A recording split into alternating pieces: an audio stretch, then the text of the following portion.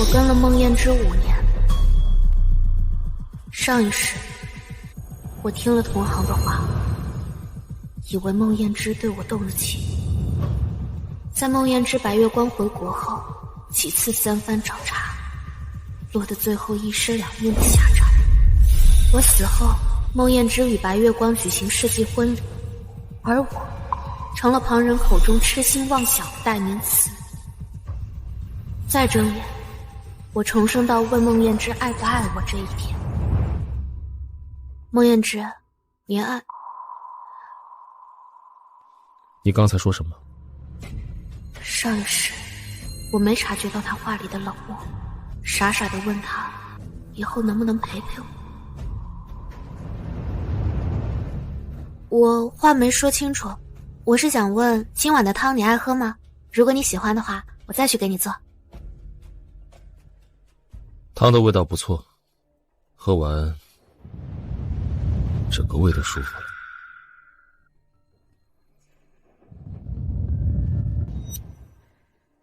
那你休息会儿，我去厨房给你煲汤。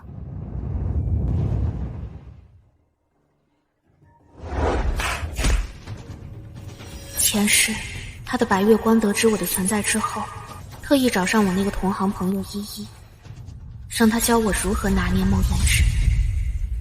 就是这些方法，让孟燕之一点点的对我产生厌烦。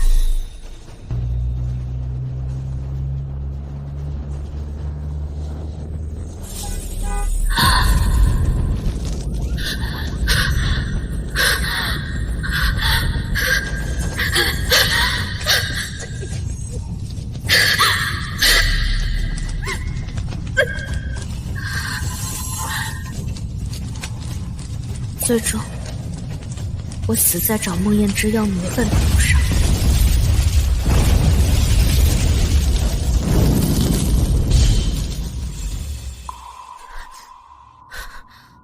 不要恋爱脑，不要爱上男人，站好最后一班岗，等孟燕之放我走。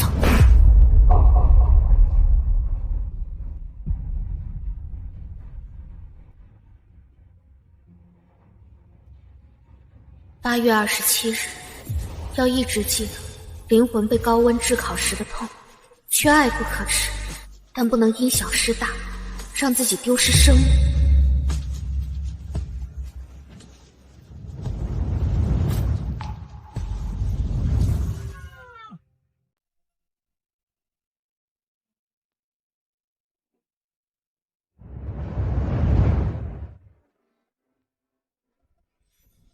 这是我今天新学的汤，你快尝尝看好不好喝。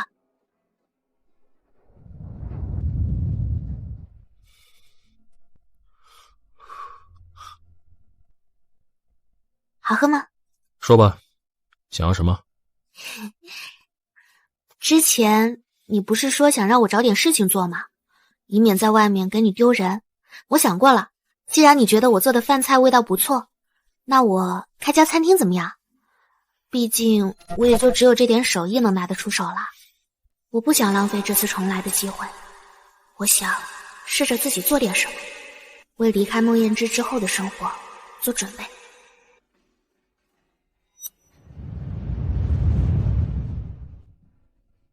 尝尝这个，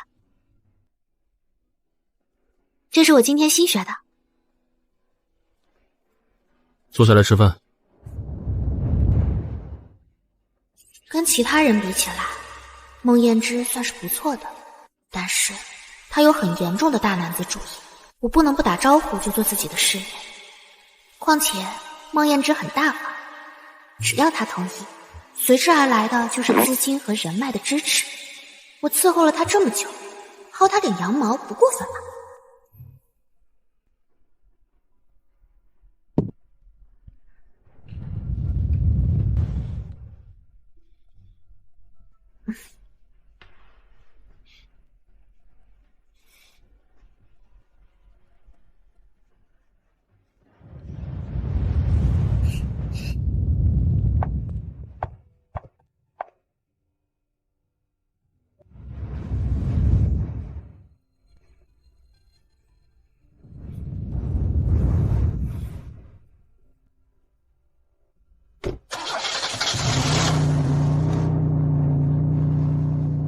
燕之一直没有答应我开餐厅，不过也不急，反正距离白月光回来还有1个月的时间，一次不成，多试几次，一定能成功。备车，我要出门。好的。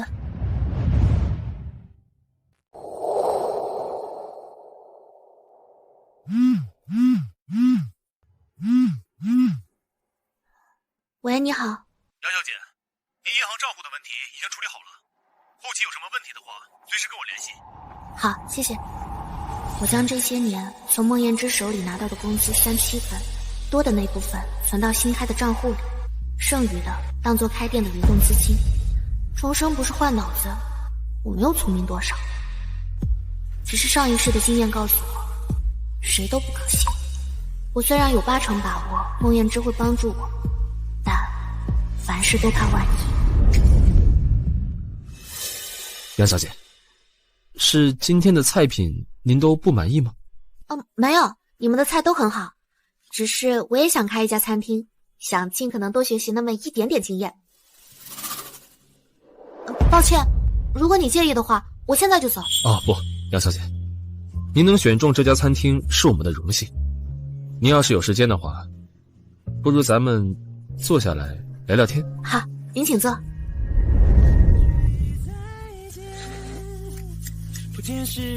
第一点就是这个菜品的选择，你看，包括这个摆盘什么的都很讲究。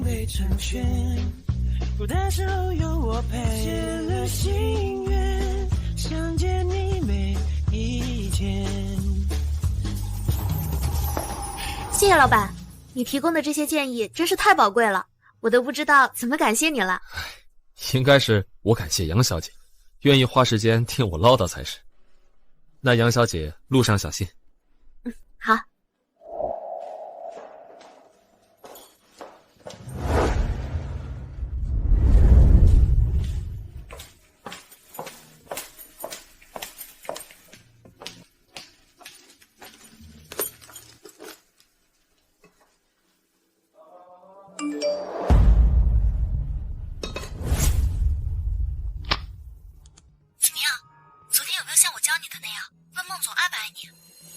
上一世我死了之后，依依就离开了秦总，拿着我给他的大笔感谢费回老家结婚生子了。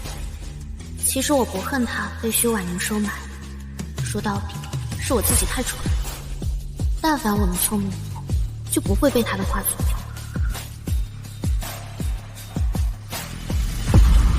我这次回来是为了自己能顺利活到老，绝不能有任何人打乱我的计划。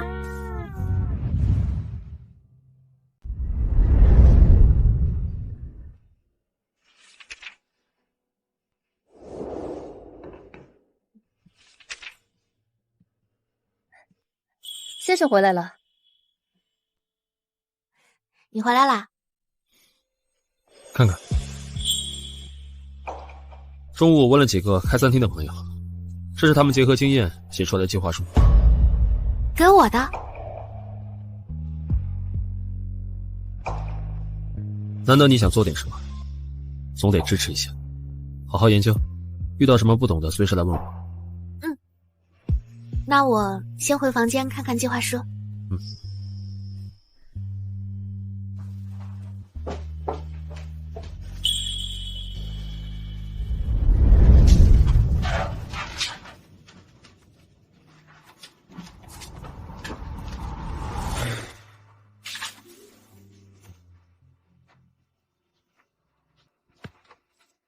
8月28日，既然曾经被你爱过，说明这个人有可取之处，但也仅此而已。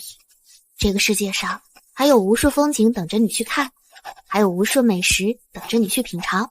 要学会爱自己，把注意力都放在自己身上。上一世我会那么容易相信依依的话，也是因为我对孟燕之动了情，爱上老板，在我们这一行是大忌。可我无法控制自己，所以有人告诉我孟燕之对我跟其他女人都不一样时，我才会孤注一掷。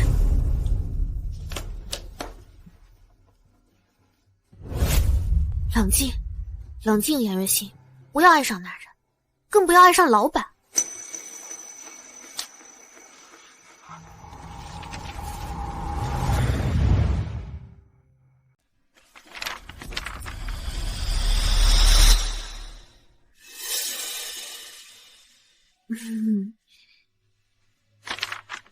进来。抱歉，打扰了。我刚刚看完了计划书，有几个地方还不太明白。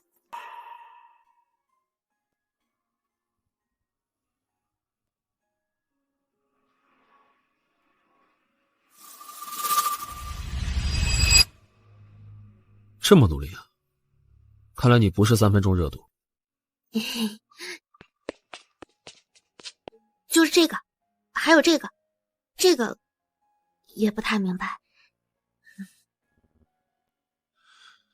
你看啊，这个营业执照范围的选择，这个非常重要。这个涉及到你以后如果要开分店，或者是说做一些连锁，这个至关重要，所以这个得先选择好。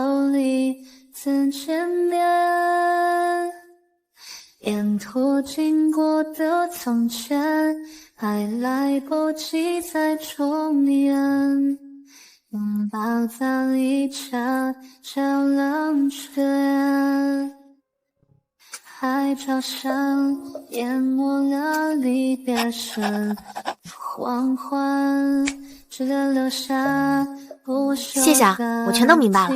餐厅的选址和定位有什么想法？淮阳路那边有一家开了3个月的咖啡厅在转让，旁边有2所大学和一条商业街，人流量很可观。我打算明天过去看看，如果还不错的话，餐厅就定在那里了。你好像很着急啊。的确很着急，一家餐厅要开起来是一个很漫长的过程。在薛婉宁回来之前，餐厅的准备工作能做多少做多少，这样即使后续没有孟妍之的帮忙，也能顺利开起来。遇到好的店面不容易，当然要先下手为强。那明天我让刘助理陪你走一趟，喜欢的话就直接定下来，价格什么的不用担心。难得你想主动做点什么，这家店我送你。啊，好，谢谢。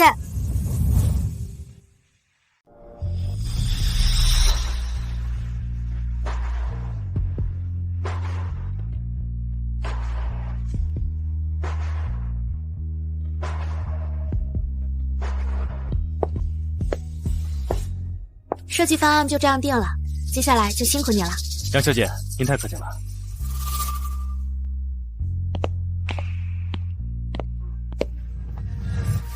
杨小姐，既然餐厅的问题都已经解决了，那我就先回公司了。好。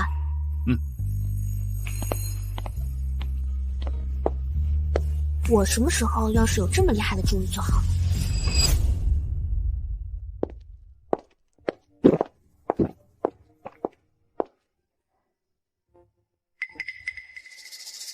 我来了。餐厅筹备的怎么样？多亏了你让刘助理帮我，才能进展得这么顺利。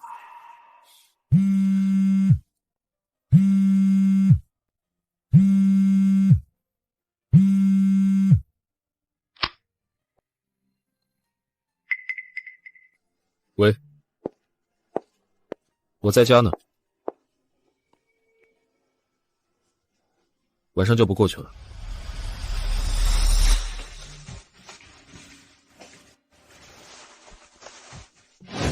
我来了。餐厅筹备的怎么样？从我刚才进门开始，我跟孟妍之的相处跟正常夫妻太不相似了。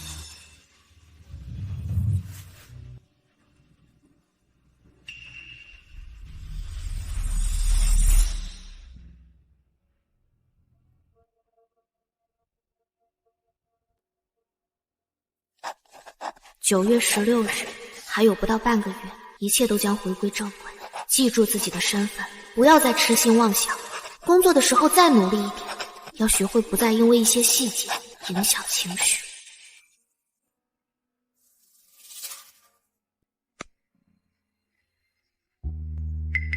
我一直都知道，这样的警示其实很蠢，但是也想不到什么更好的办法。我唯一能想到的办法就是慢慢脱敏，等待那一天的到来。 ，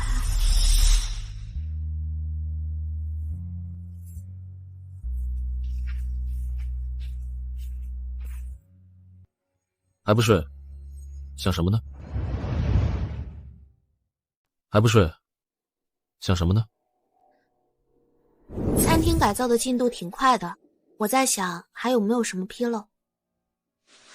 今天我回来的时候，听管家说，金总养在外面那个，最近老来找你。你跟他关系什么时候这么好了？没有，之前他总跟我说一些奇怪的话，我就把他拉黑了。我也不知道他为什么老来找我。他应该是受金总的指使来跟你套近乎的，不理是对的。这种人以后少接触。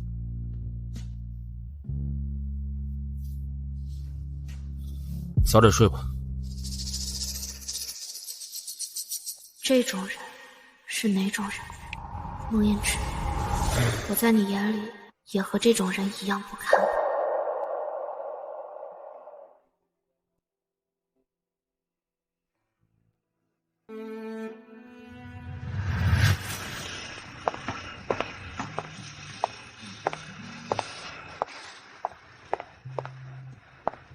太好了，再有1个多星期就能完工了。恭喜杨小姐，餐厅就要开业了。这还是多亏了刘助理的帮助，才能这么快开业。您太客气了。啊，您听说了吗？孟总终止了金氏集团的合作。金氏不是孟氏的长期合作吗？为什么会突然终止啊？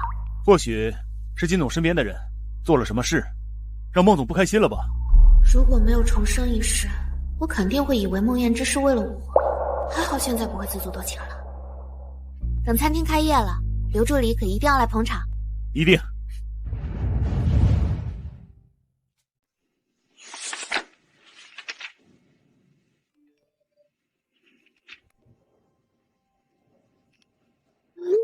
你们听说了吗？依依被金总的原配找上门，打了一顿，还扒光衣服扔到了他老家对面的公园里。我也听说了，我还听说依依的父母嫌她丢人，将她赶出了家门。如今依依已经疯疯癫癫了，她也是活该，不知死活的调戏原配。要我说，咱们做金丝雀的就得安分。依依疯了，她的结局竟然跟前世截然不同。难道是因为我重生了吗？那我呢？我能避开前世的下场吗？南希，正主回来了，你可要小心一点，别走上依依的老路。薛婉娘娘回来了。是了，前世她就是在今天回来的。正好今天不着急回去了，点个烧烤放纵一下。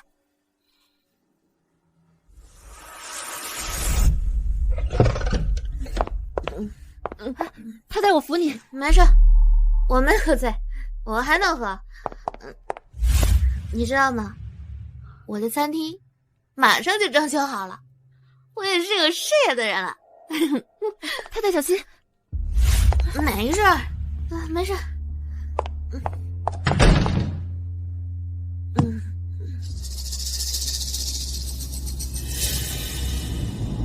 藏了几年的菜谱，他怎么发现了？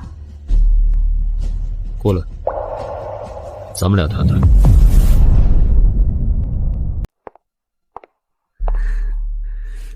你拿我菜谱做什么？不是嫌它脏吗？我会把对自己的警示都写在菜谱上，是因为孟燕之有洁癖，又一直看不上我这个菜谱。按理说，他绝不会碰这个东西才对啊。你在这最后一页上写的话，什么意思啊？不愧是孟燕之，不会被我牵着鼻子走。幸好我已经想好了说辞。这个是我朋友给我推了一本小说，里面的女主因为恋爱脑死过一次，我看的时候觉得她特别惨，有感而发，就写了几句话。什么小说？给我看看。啊，这有什么问题？没有。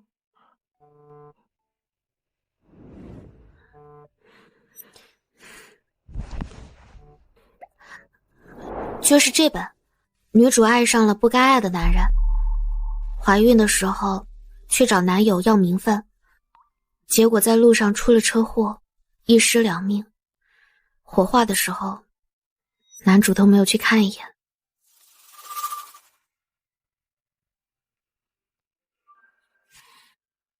是不是特别惨？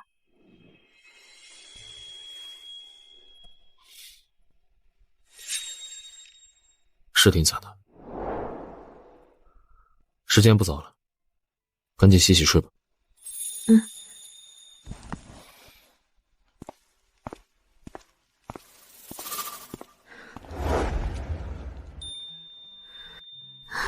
又逃过一劫。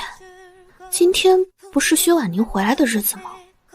孟燕之怎么没有陪薛婉宁，而是回家了？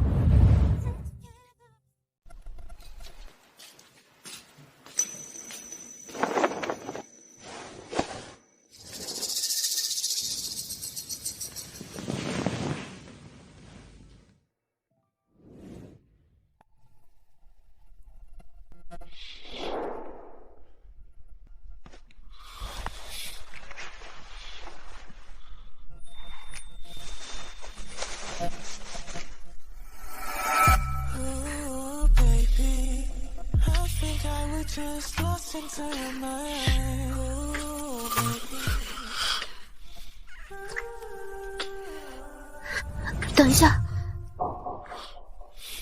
等什么？不愿意？不知道为什么，自从重生回来之后，就特别排斥跟莫言之亲热。我浑身酒气，怕熏到你。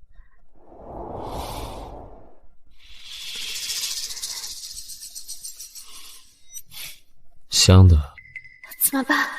我要怎么拒绝莫言之啊？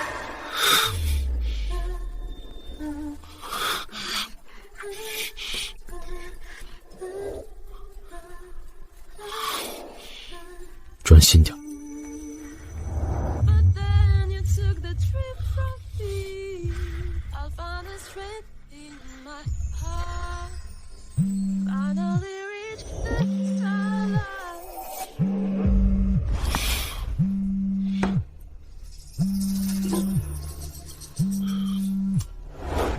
喂，燕之，我脚扭伤了，你能来接我吗？好啊，我马上过去。我出去一趟。好，路上注意安全。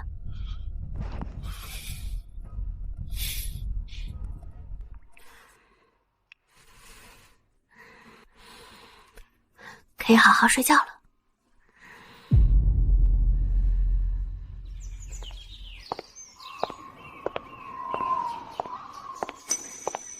太太，早餐准备好了。我马上过来。好。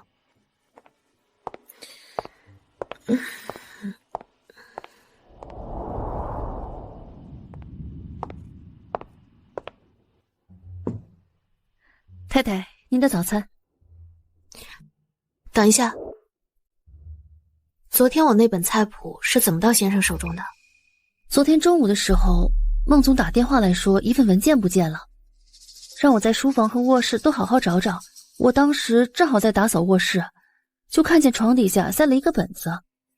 我打电话回复的时候顺嘴提了一下，先生让我放在书房，等他回来看看。太太，我是做错什么事儿了吗？没什么，我就是问问。对了，你跟家里其他人吩咐一下，以后不要叫我太太，我跟孟总不是夫妻。我和孟总不是夫妻。好的，杨小姐，您的声音听起来有些沙哑，需要我帮忙叫医生吗？不用，昨天喝的多了些，待会儿上楼休息一下就好。好的。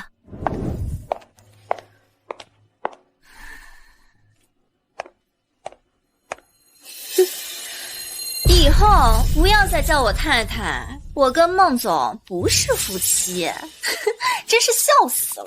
太太不会以为咱们什么都不知道吧？还特意说不要再喊我太太，这是知道正主回来自己心虚了。听说那位薛小姐又漂亮，智商又高，像孟总这种身份，肯定喜欢能帮到自己的。对呀，咱们身后这位花瓶，除了外形条件比普通人好一些，还有什么可取之处？他不心虚才怪呢。是啊，是我忘记了，家里的佣人也会有自己信息来源的渠道，他们肯定什么都知道，不过是在我面前装糊涂罢了。原来我在那么多人眼里早就是个笑话。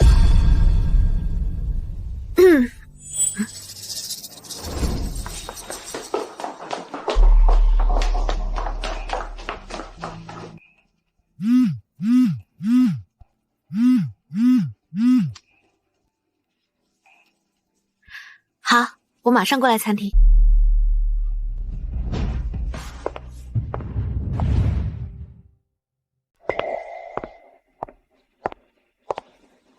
餐厅的装修工作已经完成，明天就能试营业了，真好。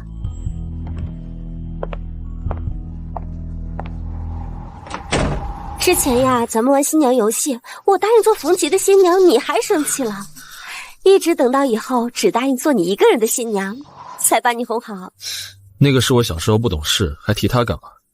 那不懂事，那也是你说过的话呀。好好好，那你记不记得我们当时隔壁那个小朋友？薛婉宁怎么来了？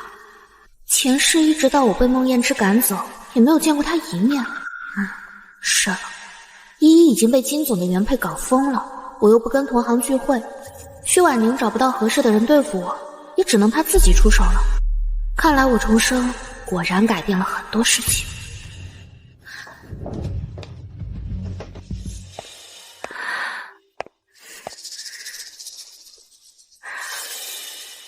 啊，你就是燕之身边养的那个女朋友啊，眼光不错，很漂亮。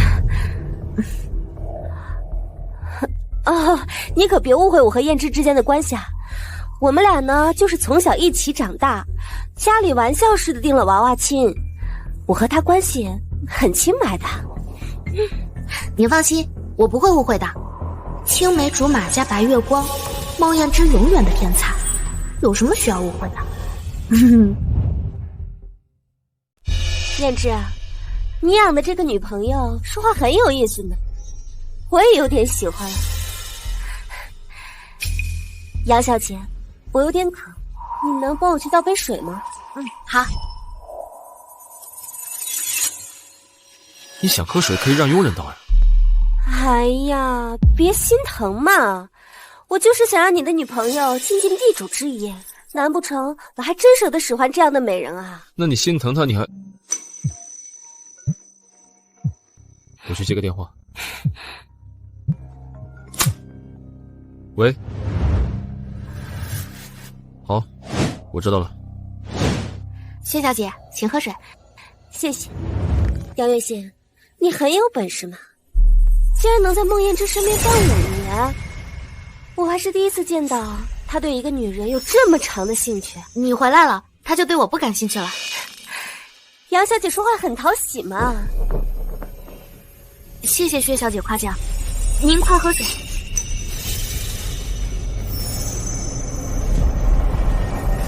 杨小姐，以你对孟燕之的了解，她会将恶毒的女人带在身边吗？你等等，这个说话的语调，这个进行到现在的剧情，以及我跟薛婉宁的关系，总感觉要发生一些不太好的事情。你不会是要故意把水洒在手上，然后污蔑是我烫伤你，让孟燕之讨厌我吧？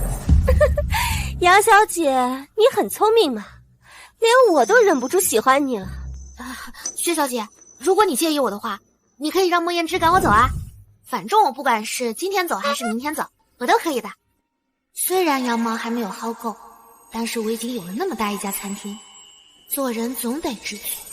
杨月心，你是在跟我炫耀孟燕之对你的在乎吗？没有，绝对没有。我想表达的是，你在他心里才是最重要的。你说的是真的？真的，比珍珠还真。而且这水温也不高，烫不伤。那我正好看看自己在孟燕之心里到底是什么位置。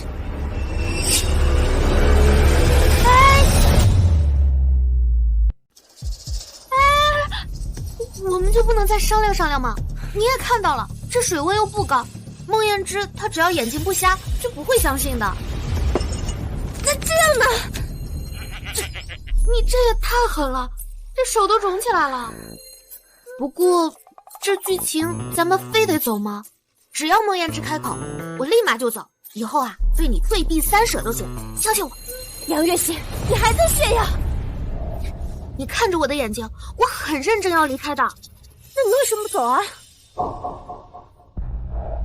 你也知道孟燕之那脾气，这段感情哪有我说结束的份儿啊？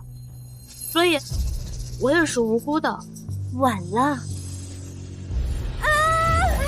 杨小姐，就算你不愿意给我倒热水，你也没有必要把热水往我手背上倒啊，好疼啊！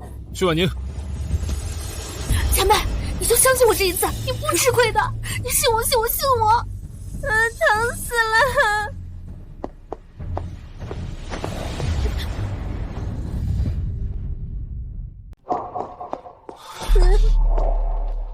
你手怎么样？你别责怪杨小姐，她就是误会我们之间的关系了。你也不太欢迎我来家里做客，我还是走吧，别让我影响到你们之间的关系了啊！哎，误会，不是这样的，我很欢迎薛小姐来的，而且她手上也不是我烫伤的，是她自己掐的。不信，你去调家里的监控。幸好我想起来家里还有监控。你明知道家里监控坏了才故意这么说的。坏了？家里监控不是一直好好的吗？难道这就是剧情的力量吗？果然是恐怖啊！好了，别再责怪杨小姐了，只要她不再误会我们之间的关系就好了啊！做错事情就是做错了，赶紧道歉。对不起，都怪我让薛小姐受伤了。你就这么跟我道歉了？一点骨气都没有。不然嘞？作为被圈养的金丝雀，金主都让道歉了还不道歉，难不成还想走剧情被关进小黑屋啊？我可没有这种脾气。绝不允许再有下次。是，下一次我一定将监控焊死在身上，一定。那我先回房间了。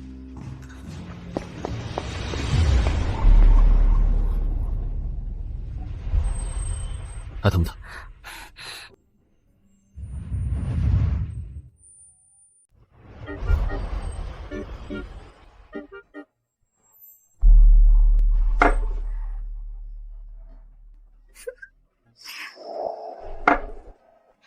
妹妹桑内，手里握着咖啡。姚月心，我承认我小看你了，你的确有几分手段。你误会了，我什么手段都没有。但是光靠美色迷惑一个男人，尤其是孟燕之这种，实在是太蠢了。你说的是真的吗？当然，身为孟家的掌权人，身边怎么可能少得了狂风浪蝶？就算你有几分美色，他也迟早会有看腻的那一天。孟燕之身边有这么多狂风浪蝶，他还能选中我，证明我是真美啊！真是漂亮，我可一定要好好保养。这张美丽的脸庞可是一家餐厅的流量密码。你乱七八糟说些什么呢？你是不是脑子有病啊？都听不懂人话。我脑子是有病啊，但我以前很聪明的，就是被人打了之后就不太灵光了。薛小姐，你人脉广，如果认识厉害的脑科专家，可一定要介绍给我，没准把我脑子治好了，我还能专升本做个本科生。以后谁见了我不得叫一句大学生啊？哦，再没准我奋发图强一下，还能考个研究生。你乱七八糟说些什么呢？杨月心，我警告你，孟燕之是我的，只有我才能成为未来的孟家太太。孟燕之很快会以世纪婚礼娶你进门，婚后呢，你很快就一胎二宝，成为人人羡慕的孟家太太。你神经病啊！聊得好好的，怎么还生气了？哦，我知道了，薛小姐肯定是嫌我祝她一胎二宝太少了。现在的短剧女主角都是一胎10宝。那我下次见薛小姐，我就祝她一胎20宝，个个跟猪崽子一样壮，跟猴子一样精。这么真诚的祝福，薛小姐应该会开心了吧？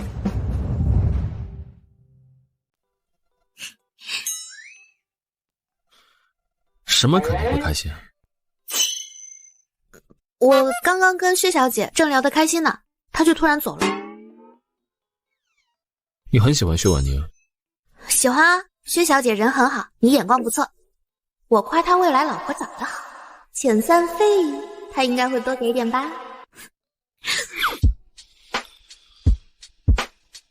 你很久没有伺候我了。等一下，怎么了？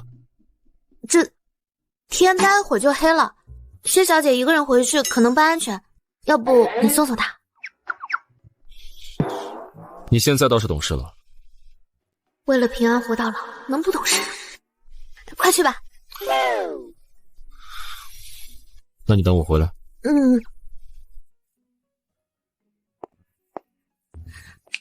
搞定，睡美容觉。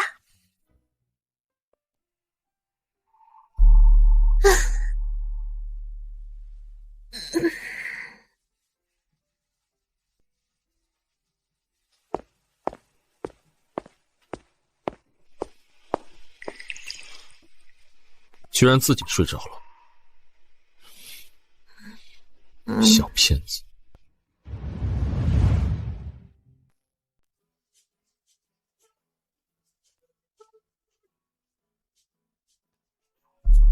今天餐厅就开始试营业了，等餐厅经营起来，我就自立了。到时候就算莫言之不要我也不怕啦。都他妈别吃了！他家菜不干净，有苍蝇，来瞧瞧。什么？有苍蝇？这也太恶心了吧！这家餐厅也太不像话了，菜都做不干净。我吃了他们家有苍蝇的饭菜，肚子疼啊！哎呦喂，哎呀啊！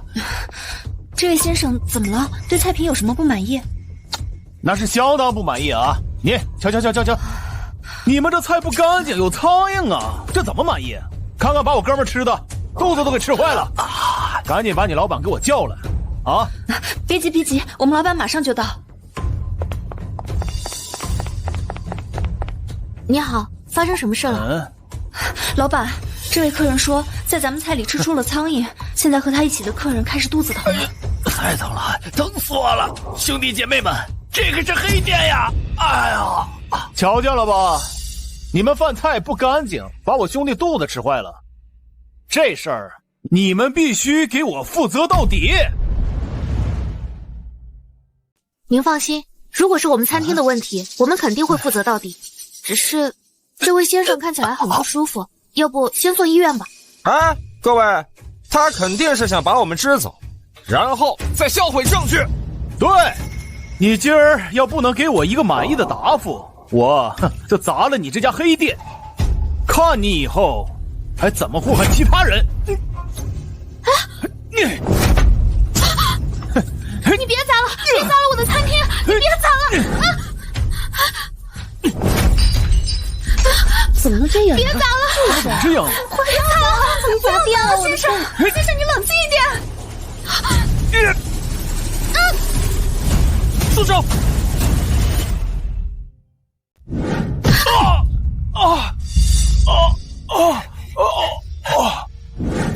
你疯了，还敢往前冲？知不知道你刚才差点没命？餐厅是我好不容易开起来的，我不能让他砸了。被砸了重新再装，我难道会不给你钱吗？用得着你这么拼命？一边站着去。哦，不是，你他妈谁呀？敢劈老子！我，你说什么？胆子不小啊，敢来我女朋友的地方闹事。不是，你说的这叫什么话呀？啊，大家都看着呢。再者说了，什么叫闹事儿我这属于替我兄弟讨公道。哎呀！我们有问题就解决问题，你们这样闹也没有用啊。好啊，那你倒是解决呀！我们在你的菜里吃出了苍蝇，我兄弟吃的肚子疼，这事你得负责呀。为了食客的安全，我在接手这家餐厅的时候，就跟设计师说了一个要求，就是在餐厅的每一个角落都覆盖监控。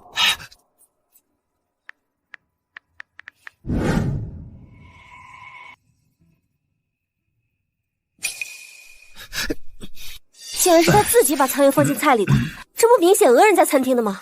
就是啊，真是太坏了！这家餐厅老板可真无辜啊！不，我胡说八道！谁知道这视频是不是用 AI 合成的，推卸责任的？哎，对，这视频肯定是假的！你们这些资本家心最黑了。是不是 AI 合成的？警察一查就知道了。刘助理，报警。哎，哥们儿，喂，110吗？不是，哎，我行，你们今儿走运，我心情好，撤。通知施工队过来修复，给今天所有的客人都免单，就当是我们餐厅的一点心意。好，谢谢老板，老板大气，谢谢老板，谢谢老板，谢谢老板。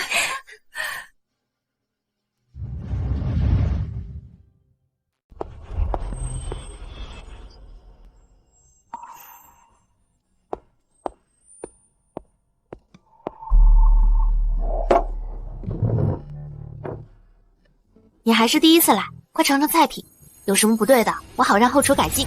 你是不是得罪什么人了？试营业第一天就有人找麻烦。是啊，我是得罪人了，得罪了你的未婚妻薛小姐，就是她找人来闹事的。婉宁她不会做这种事情。她为什么不会做这种事情？你也知道，我平时都不怎么出门，连家里的佣人都不会得罪，唯一会这么对我的，就只有你的未婚妻薛婉宁薛小姐了。她不满意你养着我，想赶我走。之前婉宁就说你不喜欢她，这次餐厅被砸，我本来还想着你心里不痛快，没准会把责任推到她身上，可是我没想到你竟然真的这么做，你太让我失望。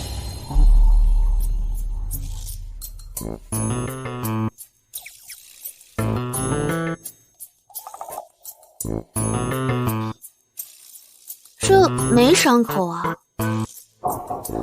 哦，医生说了，有时候没伤口比有伤口更严重，就算那些寻仇的人把你脑袋打破了也能治，你放心啊，现在的医疗水平那么发达，一定能治好它。什么乱七八糟，什么寻仇，什么砸破脑？没有吗？那你脑袋没坏的话，为什么薛婉宁说什么你信什么？她是你未婚妻，我是你情人，她看我不顺眼，想要对付我，这很正常呀。她找人来闹事，想要教训我，我也觉得很合理，没什么不满的。越说越不像话了。我说的有理有据的。行了，公司还有事，我先走了。哎，菜还没吃呢，反馈也没给。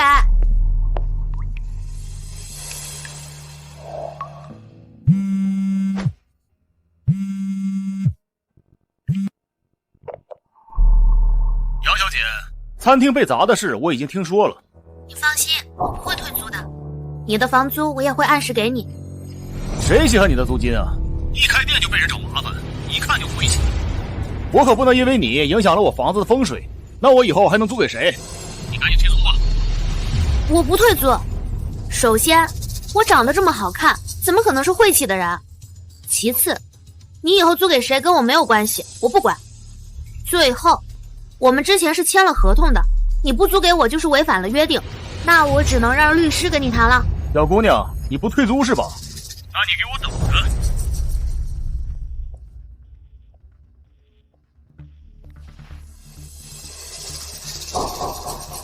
这房东要退租，肯定不是心血来潮。不行，我得想个办法，总不能还没开业店就黄了吧？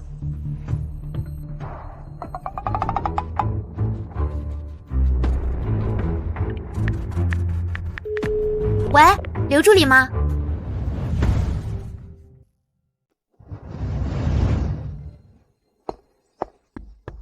孟总，孟总，那些小混混交代了，是有人收买他们，是让他们去餐厅闹事，给杨小姐一个教训，而收买他们的是薛小姐的贴身女佣。竟然被杨玉新说中了，把证据交给警方。还有一件事，房东不准备把房子继续租给杨小姐了。你去解决。是。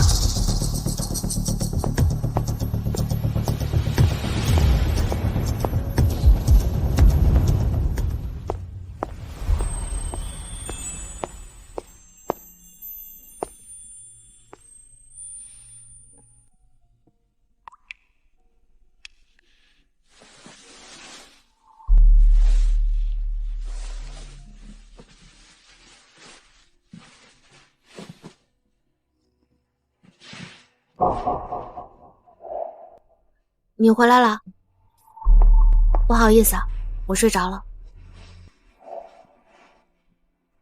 看看，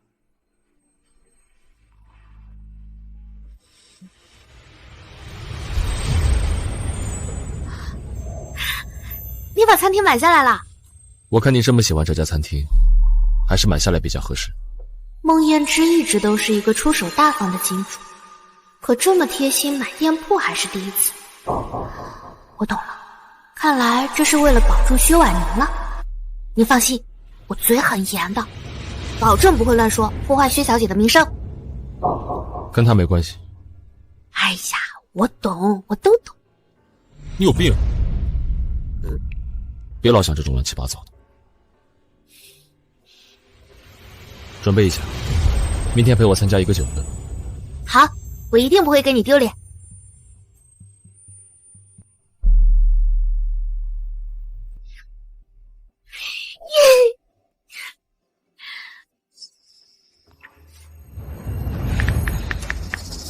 对不起，您拨打的电话暂时无法接听。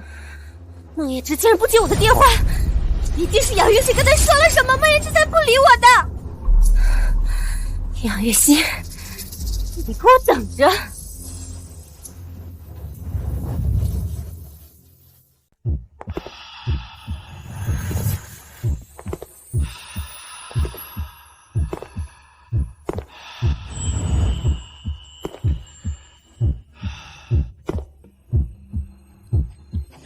你好呀，来，好久不见了。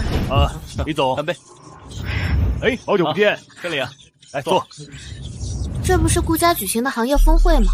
你们谈合作的地方，你带我来会不会不太合适啊？既然我带你来，就没有什么不合适的。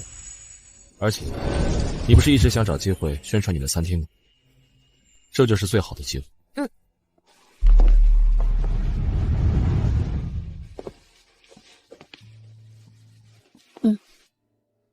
我这个笑容标准吗？还不错，保持住。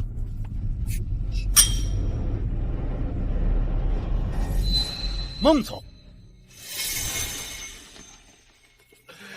孟总，您的到来让整个宴会是蓬荜生辉呀！顾总，好久不见了。哈，这是我女朋友杨月心，月心最近刚开了一家餐厅，到时候还要向您多多请教。一定，一定。来。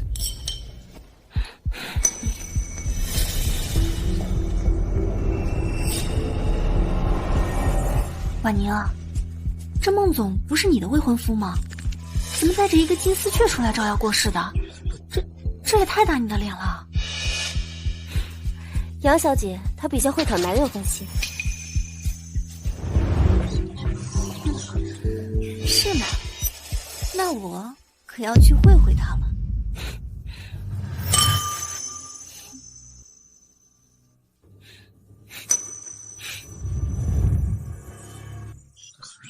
不知道孟总能不能赏脸，到楼上谈一谈。我刚好有点饿了，去吃点东西。孟总，请。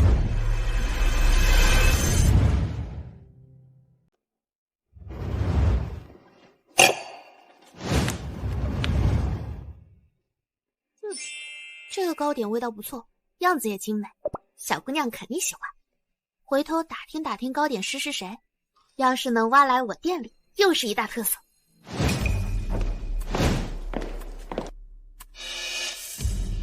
看不出来呀，你这个金丝雀还有点本事啊！竟然能让孟总带你出席规格这么大的宴会。薛小姐，这你朋友啊？对，我和小琪是从小的朋友。那你人可真厚道，他脑子这么不好，你还跟他玩？杨月心，你竟然骂我脑子有病！我可没有骂你啊！我问你，孟燕之厉不厉害？孟总当然厉害呀，他可是连我爸都要追捧的大人物。你看，你都说他厉害了，我是他带来的人，不管我是什么身份，代表的都是他的理念。你当众张口就讽刺我，这跟啪啪打他的脸有什么区别啊？你要是得罪了孟燕之，你爸会让你有好日子过吗？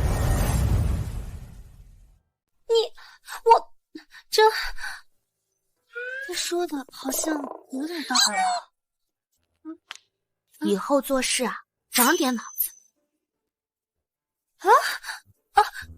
他刚才是不是在说我脑子不好使啊？他如今在燕之面前盛宠不衰，连我都不放在眼里，骂你2句，你就忍着吧啊！也不可能！区一个金丝雀，敢在我面前叫嚣，我一定要给他一点教训瞧瞧！哼！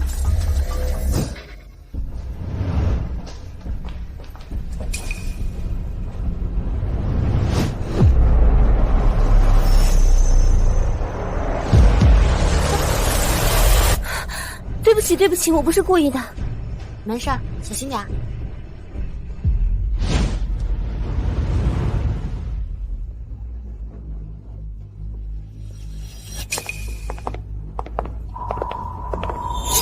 就是你偷走了我的钻石手链。杨小姐，小琪的手链是她18岁成人礼的时候送她的，对她来说意义非凡，你还是赶紧还给她吧。你放心，只要你把手链拿出来，看在胭脂的面子上，既往不咎。顾小姐，我没有偷你的手链，你是不是放错地方了？不可能，我的手链一直不离身，刚刚跟你说话的时候还在，你离开会厅之后就不见了。不是你偷的，还能是谁偷的？顾小姐，我真的没有偷你的手链。我不信我的手链肯定就在你的包里，把包交出来让大家看看。都是你偷的啊！哎，反应怎么这么大？顾小姐的手链。顾小姐，我是这个宴会的客人，不是犯人，你没有资格搜查我的包。大家快来看看，这个女人她心虚不敢把包交出来，她就是偷走我手链的小偷。真是知人知面不知心的这种事儿啊！前些年国家博物馆丢的那些文物，肯定是你们顾家人偷的，快交出来！你胡说八道什么呢？我们家怎么可能偷文物啊？那你敢不敢让大家检搜顾家，以证清白？如果不敢的话，你就是心虚，就是偷文物的小偷。这招厉害啊！你强词夺理啊！行，你不承认是吧？那我就报警，到时候闹到警察局，从你的身上搜出来了手链，我看你还怎么狡辩。这么确定我身上有手链，看来是做了万全的准备了。啊，我不知道你在说什么，反正你把我的手链交出来。杨小姐，你还是赶紧交出手链吧，真要是闹到警局，胭脂肯定会生气的。你也知道她生气的样子很可怕，你不如交出手链，道个歉，把这个事情接过去。孟胭脂生气啊，那确实挺可怕的。那我就把手链给你，可不能再追究了。哼，算你识相。这个蠢货被吓唬几句，竟然真认下自己是小偷，这下他将永远被钉在耻辱柱上。孟胭脂眼高于顶，即使养这么个小玩意儿，也不会养这么丢人现眼的。我的天哪，这不是哇，这么多手链，这么多手链！顾小姐，你自己看看有没有你的手链吧。哎呀，真是好多手链！好了吧？天哪，哪是他的呀？这就是前一阵佳士得拍卖会一个1成交的珍贵的珠宝，那个祖母绿胸针啊，还有这个就是海洋之心吧？啊，好像是啊。还有那个手镯，应该是帝王绿吧？你怎么会有这么多名贵的珠宝？我第一次参加这么高等级的宴会，就多带了点。结果孟胭脂说我像一个首饰展览柜，我就摘下来放包里了。该死，孟胭脂竟然对这个女人这么好。这些名贵的珠宝本来应该是我这个未婚妻的。顾小姐，你快好好看看有没有你的手链啊！暂时没有看到，但谁知道是不是你把手链放到其他地方了？毕竟像你这种女人最狡猾了。我就说没有你的钻石手链。不过你要非想要你的手链的话，都有这么多珠宝了，你把没有道理偷你首饰的照片给我，我让首饰店的人把这钻石拆下来，做成一条新的钻石手链给你，怎么样？你少侮辱人了！就算你的珠宝再名贵，也比不上我的手链。你快把它交出来！怎么回事？怎么回事？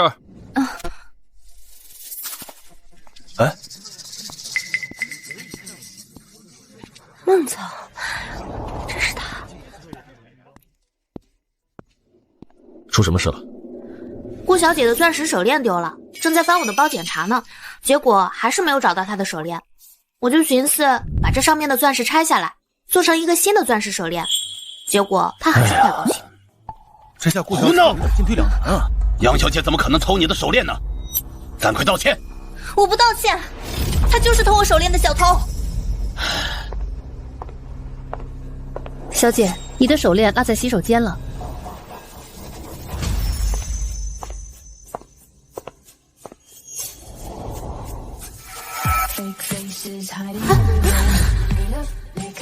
对不起，对不起，我不是故意的。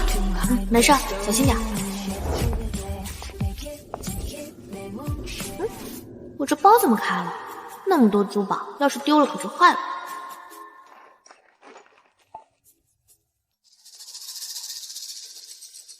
我这包里怎么多了一条手链？按照短剧的套路来说，待会儿就会有人污蔑我偷东西。还好发现了，不然浑身是嘴都解释不清楚。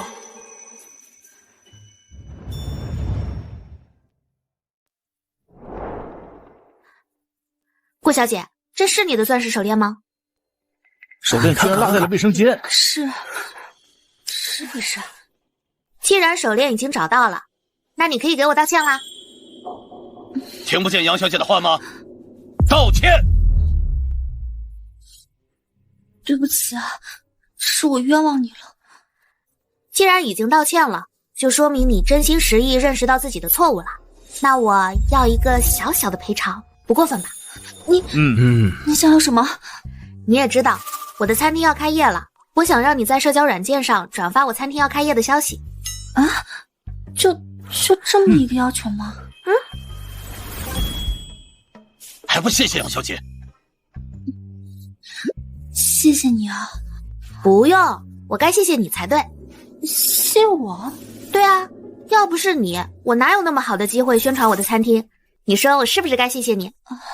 你倒是跟我听说的不太一样。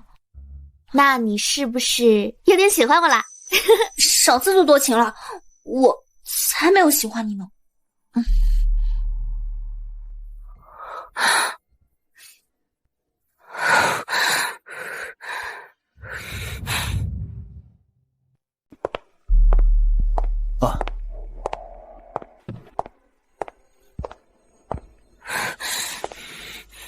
叶芝，孟叶芝，薛小姐在叫你。不是早就嚷嚷着累了吗？赶紧上车。哦。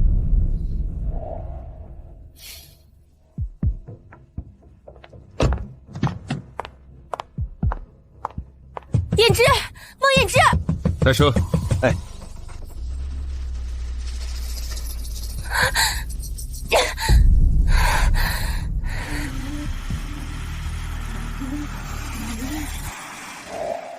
这个男人好冷酷啊！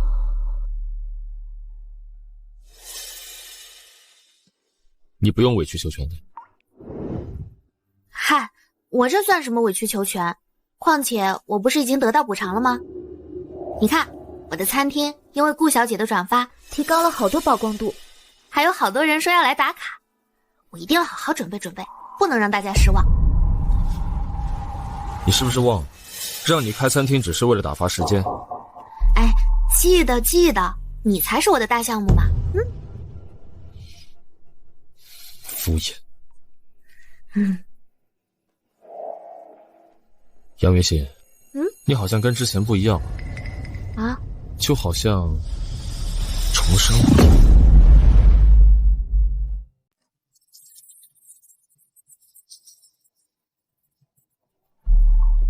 什么重生啊？你小说看多了吧？你明天想吃什么？我给你做。你安排。啊，好。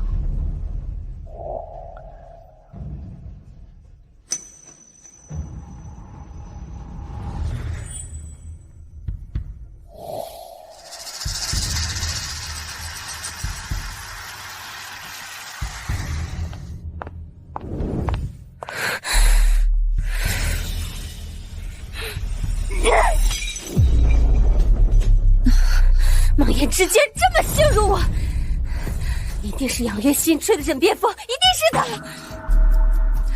敢跟我抢男人，找死！之前让你查的关于杨玉轩的资料呢？在这里。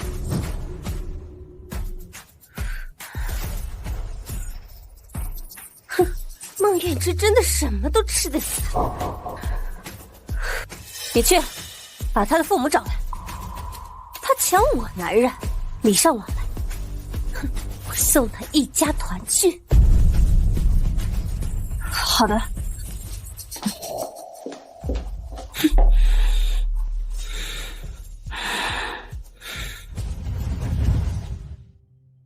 宝子们，刚刚已经带你们看过我们的后厨了。我们的食材呢，用的都是最新鲜、最好的，欢迎大家来品尝。今天直播呢就到这里了，我们明天再见。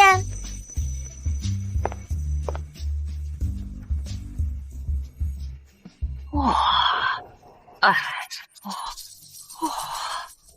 呀，好气派的餐厅啊！啊，没想到大丫这个臭丫头这么有本事，今天非让她把这餐厅转给耀祖不可。对。哎，大丫，大丫！哎呀，我们可找到你了！你们来干什么？我们是来要赡养费的。你这一身的皮肉都是老子给的啊！你倒好，现在过好了，让自己的亲生父母吃糠咽菜。哎呀，真是白养你了！哎呀，我没钱。你，哼，你坐拥这么大一家餐厅啊，再加上你这身上吃的穿的哪样不是名牌，还好意思说自己没钱？哎呀，大丫呀，我可听说了，你给一个大老板当了5年的金丝雀，一定捞了不少钱吧？给我们一点又算啥呢？怕什么呀？我说了，我没钱，就算有，也不会给你们1分。你们赶紧走，不然我报警了。敬酒不吃吃罚酒啊！哎呀，大家快来看看呀！这家餐厅的老板叫杨大呀，生在一个山洞里。你这里闹什么？我们2口子掏心掏肺的把他带大，结果他倒好，嫌家里穷，把我们送进了监狱，嫌贫爱富，就为了被后人家收养啊！你们快来看看呀，这没良心的死丫头呀，不孝女！真的假的？你是来闹事的吧？老板看着人美心善，不像这种人啊！哎，知人知面不知心啊！这个丫头心黑得很。听说她傍上了一个大老板，人家未婚妻出国读书，她就勾引人家，骗了人家不少钱呢。这个餐厅就是大老板给她开的。不是吧？那这不就是2+1吗？妈呀，2+1心最黑了，做出来的东西不会把我吃中毒吧？我倒觉得不行，这中间是不是有什么误会啊？哎呀，大丫呀！大丫，我求求你，求求你，救救我跟你爸！我知道你心里有怨气，都怪我们无能，贼老天呀，怎么不让我们死干净啊？原本我们夫妻也不准备来拖累孩子，可是我们夫妻俩坐了10来年的牢，病得厉害，现在急需钱来治病啊！我总不能看着我老伴死了吧？啊！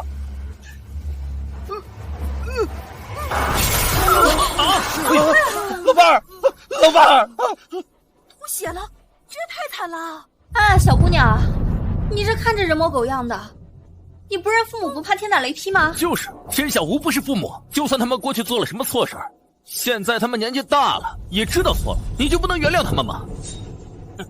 听见了吗？臭丫头，赶紧拿钱，否则我让你这餐厅开不下去。做梦！你，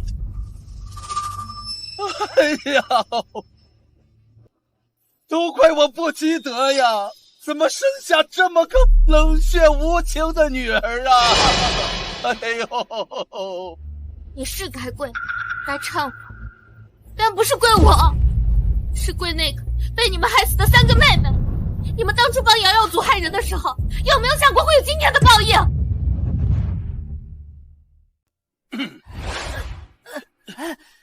死丫头，别在这胡说八道啊！你休想污蔑我们，我们最多是没有照顾好你妹妹们啊！说到底还不是穷闹的嘛！哎呦，我们有什么办法？哎呀，污蔑？说的真的吗？那警察也会污蔑你们吗？各位，我这里有从警察局调取的卷宗，里面清清楚楚的记着当天的事。啊？你怎么会有这个？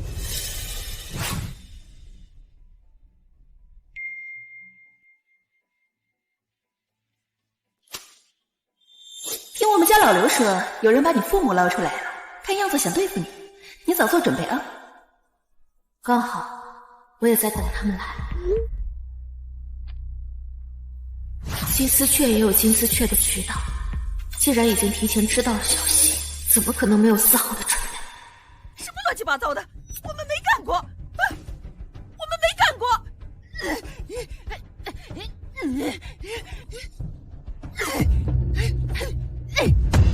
没了，没了，没了！我看你怎么办？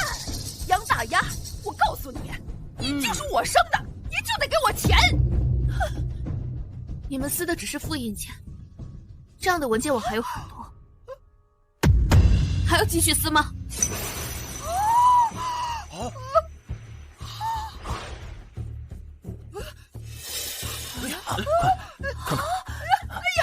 别看，假的，假的，都是假的！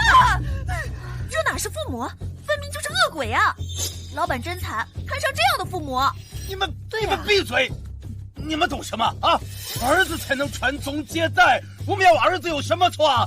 再说了，你那几个妹妹死，那只能说明他们命贱。你闭嘴！再让我从你嘴里听到侮辱3个妹妹的话，我要你们好看！咱乡下家家户户都这样，我们2个有什么错？是，你们要死能，你们要死能呀！可你们现在过得连狗都不如。你们的宝贝儿子在哪？你们入狱之后，他被别人收了，现在叫别人爸妈。臭丫头啊，这还不都是你害的？要不是你举报啊，我们药祖会被别人收养吗？拿到钱，我们就去把药祖接回来。你往后余生就准备好给药祖当牛做马，好好的偿还你欠我们的。你休想！到底是有多小脑萎缩，才能说出这样的发言？真以为天不收你，就没人收得了你了？你，谁报的警？我报的。他们聚众闹事，在座的各位都可以证明。没错啊，我可以作证。我也可以，我也可以，我也可以啊。你们2个跟我们走吧。坏丫头，我跟你拼了！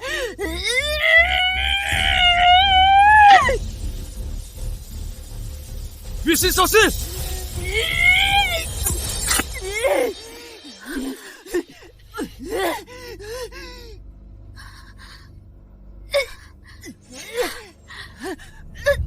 这是可不可叛逆不起头线？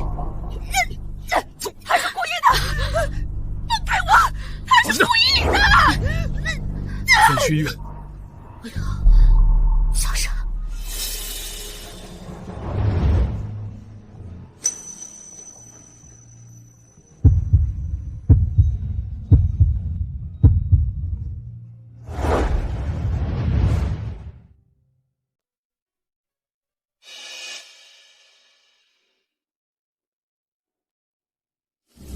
只是疲惫伤，不算太严重。回去后要多注意休息，不要碰水。3天后再来换药。谢谢医生。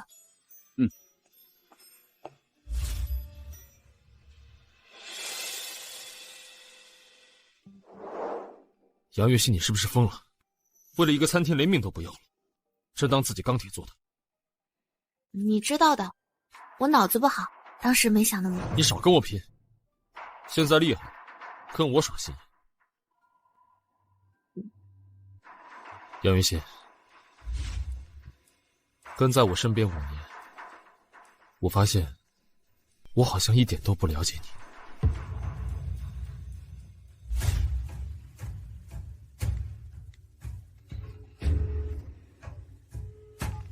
立刻安排法务出动，我要杨家夫妻把牢底坐穿。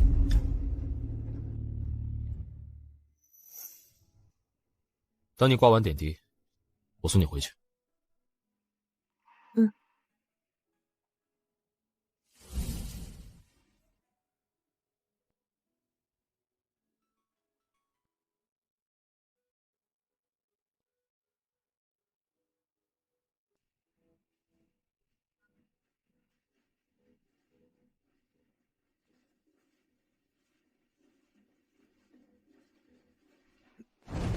大妹、二妹、小妹，我又把他们送进去了。这一次，我要他们牢底坐穿。你们在那边安息吧。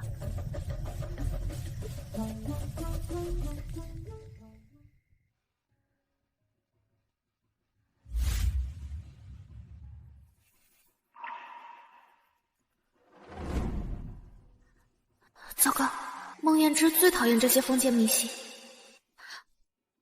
我这就把火弄灭。真当自己有9条命，出来不知道穿衣服穿鞋。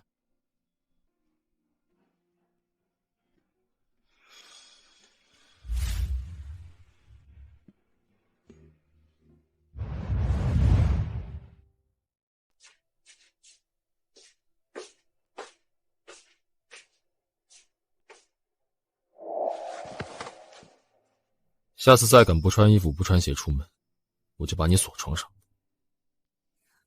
嗯，赶紧睡。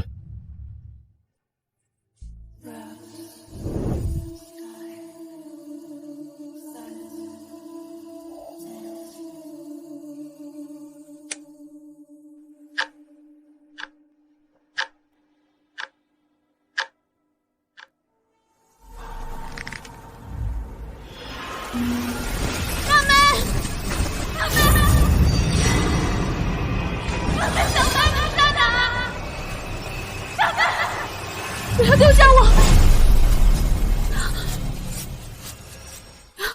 雨欣，雨欣，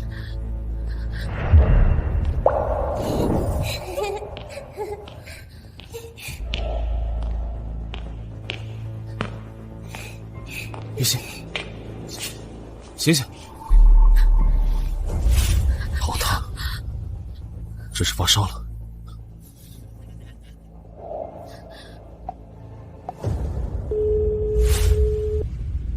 赶紧请医生过来。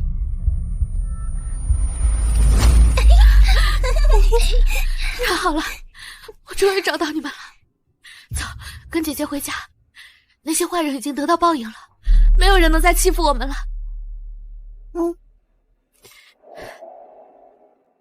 大姐，凡事皆有因果，不必想着报仇。害过我的人，自会受到他应有的惩罚。我知道。我这次回来只有一个目的，就是顺利活到老。家到。大姐，你走吧，我们不能陪你了。不，我们一起走。大姐现在可有本事了，我开了餐厅，还有很多钱，我不会再让你们吃苦了。那我们去不了了。他已经烧了好几天，一直高烧退不下来。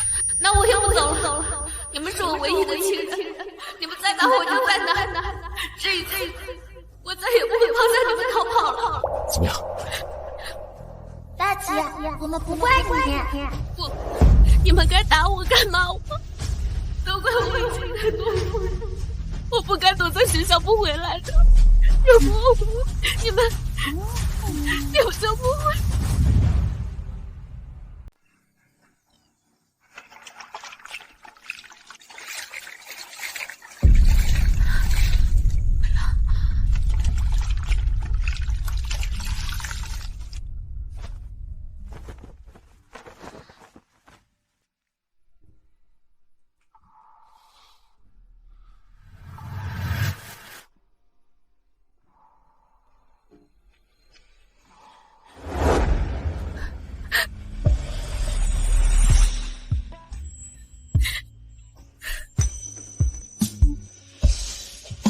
大姐，不是你的错，是坏人的错。大姐，你要替我们活下去。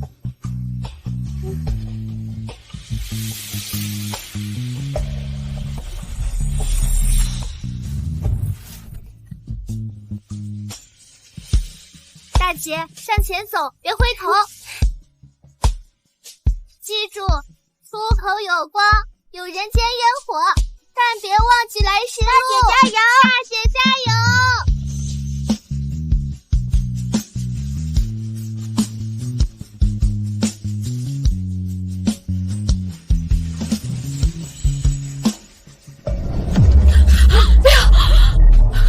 雨欣，你终于醒了。医生，医生，快看一下。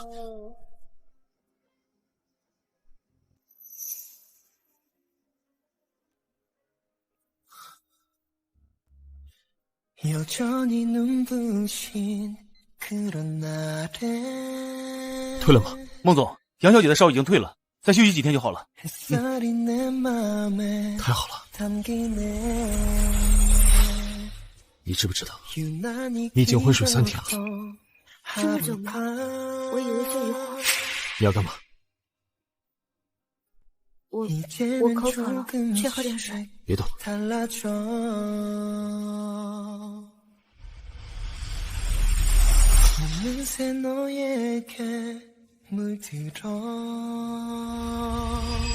大男子主义的孟燕之居然给我端茶倒水，我这是还在梦里？怎么了？没力气？那我喂你喝。不用，我自己来。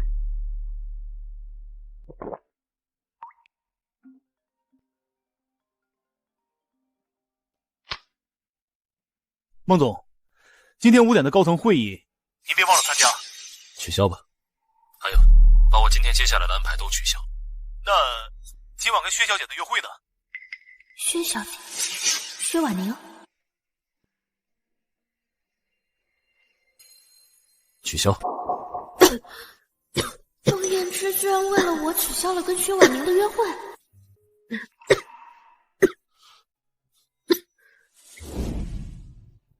怎么这么不小心啊？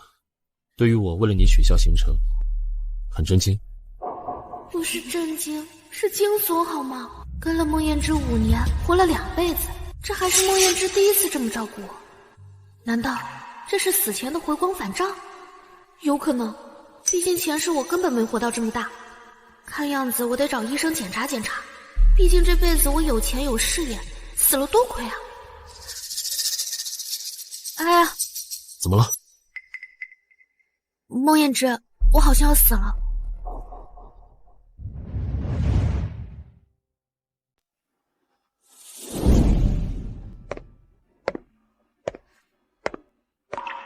这下放心了。对啊，我从头到脚，包括头发丝都是健康的。看你不要命的接刀子，我以为你不怕死。我怕死得很，我这条命可是4个人的，必须活够饱。你怎么不走啦？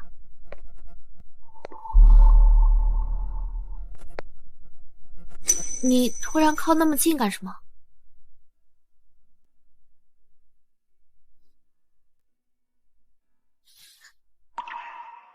杨雨欣，到底哪一个才是真正的你？一会儿胆子大的敢赢刀子，一会儿又胆小的跟小老鼠一样，你真是越来越让我好奇。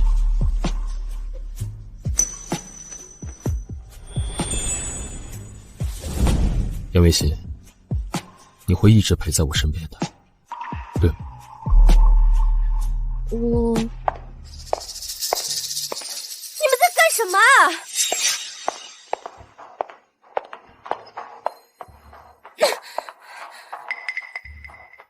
燕之，你为什么躲着我呀？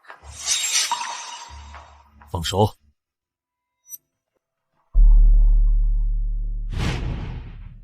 差点又被孟燕之给蛊惑了，恋爱脑复发真是可怕。不行，我得静静。雨欣，杨雨欣！哎，燕之，你别走啊！杨雨欣，哎，胭脂，你别走啊！行了，都是成年人，注意体面。你故意躲着我不见，还要我注意体面？我为什么不找你？你自己心里没数啊！别以为我不知道杨家夫妻是你找来的。是又如何？我只不过是想给杨月心一个警告而已。胭脂，你养金丝雀可以，但是这个养在身边5年是不是有点过了？虽然我有容人之量，但是一个女生养在身边太久，容易滋生很多麻烦。我的事情轮不到你来指手画脚。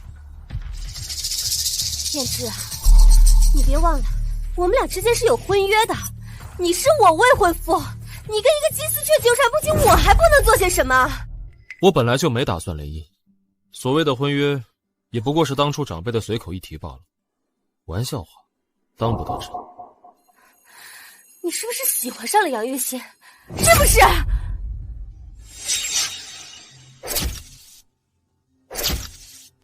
我不知道，但我没打算放他离开。我不同意。不需要你同意，我只是在通知你。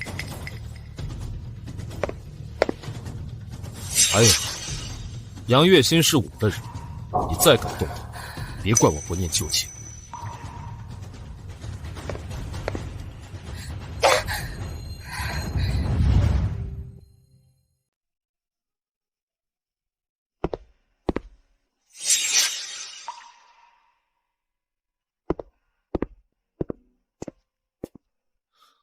坐在这儿干嘛呀？还吃冰的，嫌自己冰的不够重啊？你怎么出来了？薛小姐会不开心的。她生气跟我有什么关系？小心追妻火葬场。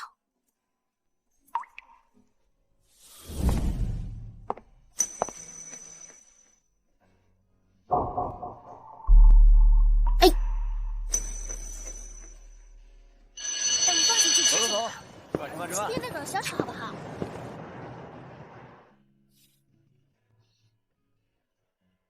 想继续上学啊？也不是不可以啊。我记得你是高中还是什么毕业？什么高中生？老板，你不能因为我长得嫩就拉低我的学历。我是大专。虽然学历不高，那也是我拼尽全力考上去的。我小时候还是很聪明的。没看出来。我小时候脑袋受过伤，影响大脑的发育。不过，就算是这样，我也是我们村第一个考出来的女大学生。其实，我和3个妹妹都是换彩礼的工具。我能上学，也是因为媒婆说，学历越高，彩礼越高。算了，我跟你说这些做什么？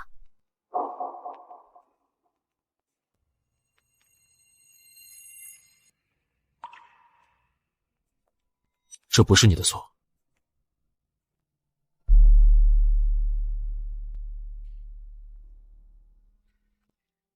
孟燕之，你见过山吗？不是紫金山这种，是那种成片成片的山。那年3个妹妹死后，大姐，你要替我们活下去。我被那对夫妻卖到养猪场家换彩礼。我连夜跑出村子，从黄昏跑到黑夜，又从黑夜跑到黎明。我不知道跑了多久，翻过了一座山，还有一座山，一座又一座，仿佛永远都走不出一样。山再多你也走出来了，以后再也没有山能困住你。可还是有很多人被困在了那里，有的人长大被换成了彩礼，有的和我妹妹一样，甚至没有长大的机会。所以，你想做什么？为什么我突然有种不安的感觉？孟总，我们的合约半年前就已经到期了，薛小姐也已经回来了，那我是不是可以离开了？因为原生家庭的缘故，从小到大都没有人教会我什么是廉耻心，所以上辈子我甘心做一只被人圈养的金丝雀，甚至还妄想着孟燕之爱我，想想真是可笑。连我自己都不爱我，凭什么会觉得别人爱我呢？好再重来一回，清醒了。不行，我可以派人给山区捐款、捐东西、捐一切，只要你开口，我什么都答应你。我们总不能依靠别人的施舍过一辈子。我们是石头缝里长出的野草，虽然卑微，但别低估了我们的韧劲。我不同意。杨月心，你是属于我的。孟总，您这样对薛小姐不公平，对我也不公平。因为我赖在你身边不走，他已经找人砸了我的餐厅，还找来了那对夫妻。我现在只想过平静的生活。餐厅被砸，再开一个就是了。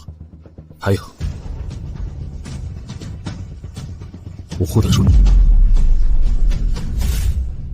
不需要，孟总，您答应我的，合同到期，我有离开的权利。是，你是有离开的权利。不过你想清楚，如果你走，我就不会再让你回来。我确定，我不会再回来了。行，要走现在就走。除了这个包，什么都不许带走。好。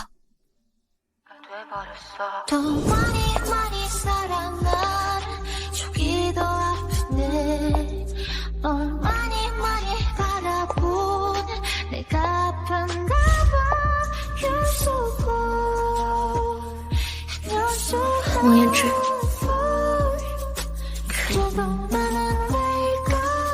再见。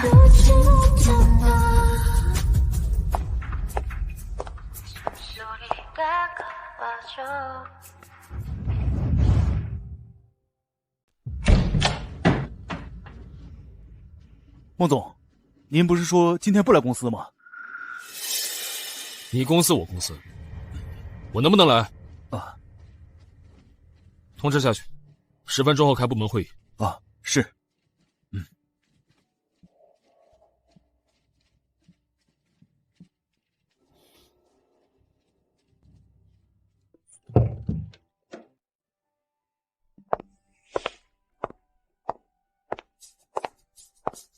杨小姐，房子已经过户成功，您随时可以入住。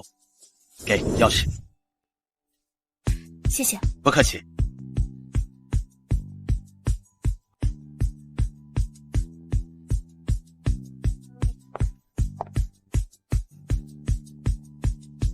我终于在这座城市拥有属于我自己的家了。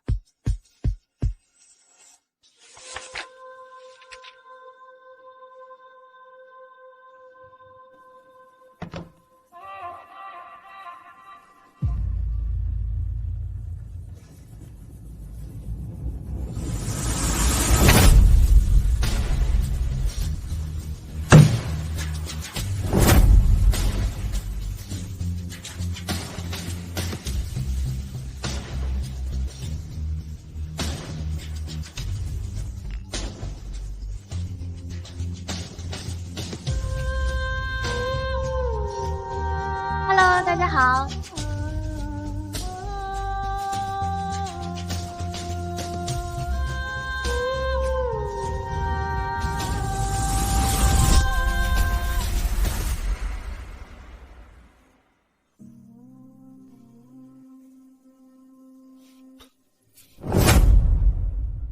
什么味道？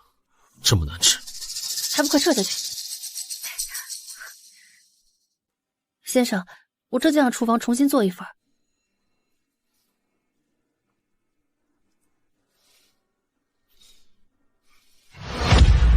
怎么这个味道也不一样？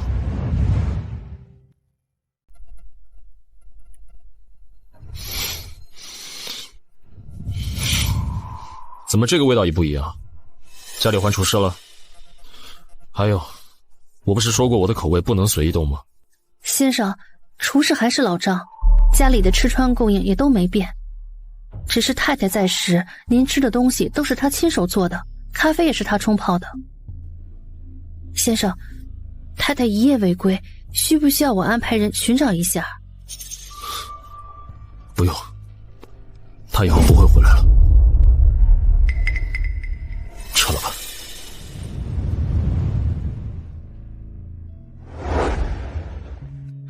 合作细节记得发给法务审核。接下来各部门行动起来，设计部尽快出方案。我先洗个澡，一会儿公司见。是，孟总，那我先给你拿药去。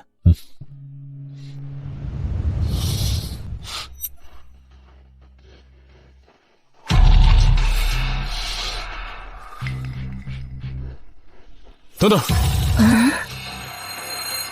谁让你们动这些东西的？谁让你们懂这些东西的？先生，是周管家。先生，您忘了，出差之前您吩咐过，把这些东西都清理掉。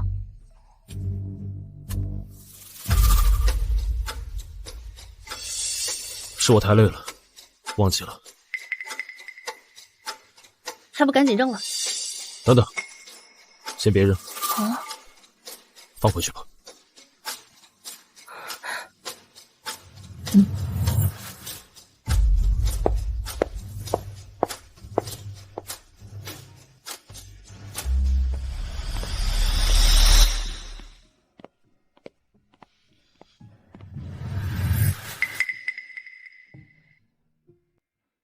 杨月心最近怎么样了？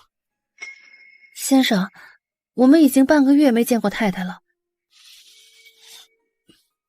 她倒是硬气得很。孟总，先吃点药吧。先生，这是怎么了？哎，胃病犯了，你让厨房去准备点吃的过来。好。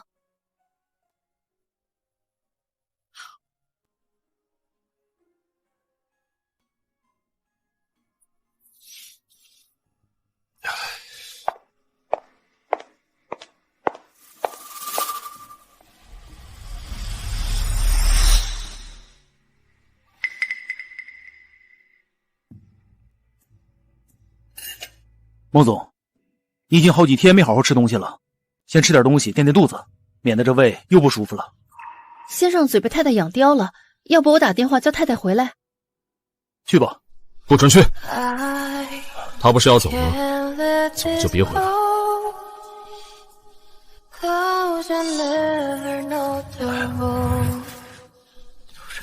真觉得我梦魇志没了他不行。Can't go away. Cause I never find my way.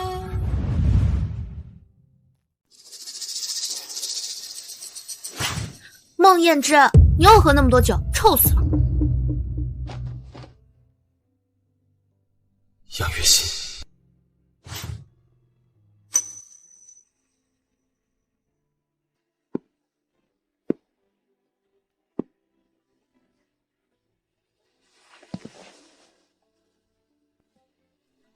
杨月心，孟魇之，孟魇之，我是在想他吗？现在插播一条信息：受台风画家沙影响，我市郊区道路发生坍塌，部分老旧小区、村庄存在房屋坍塌、物资短缺现象。受灾区域包括阳光孤儿院、李庄。喂，赵哥，我要订一批物资。多少？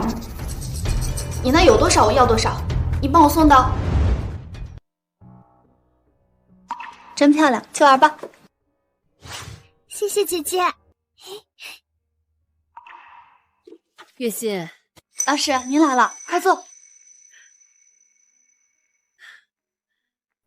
月心啊，真是太感谢你了。3天前要不是你带着物资冒雨赶过来，孩子们不会这么开心的笑啊。老师，我也是从孤儿院走出来的。当年要不是你把我带出大山，给了我一个家，现在我还不知道在哪儿呢。那时候我报警抓了杨家夫妻，村里人对我是口诛笔伐，几乎走到哪儿都有人骂我没良心、白眼狼。只有老师坚定地告诉我，我没有错，并且将我带离那个吃人的地方。山里人愚昧，容不下你这么善良的姑娘。我庆幸当年在支教的路上认识了你。不说这些了，你看这院里还有什么缺的，我立刻让人送来。哎呦，够了够了，一个小姑娘在大城市里打拼不容易。再说我们总得自给自足啊。我们孤儿院位置偏僻，因为一些原因也没有什么补助，这么多人单靠老师你是养不活的。对了，直播带货。什么？我们后面不是有一片山吗？平时老师你带着孩子们去采摘山货，这样呢，我们通过网络直播的方式把它们卖给四面八方，这样孤儿院就能自给自足了。要能够这样，我们就能帮助更多的孩子了。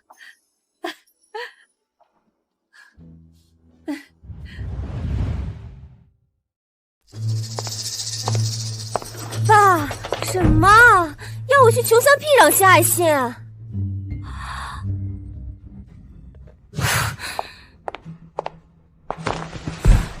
我爸还真是想一出是一出。韩助理，你替我去吧。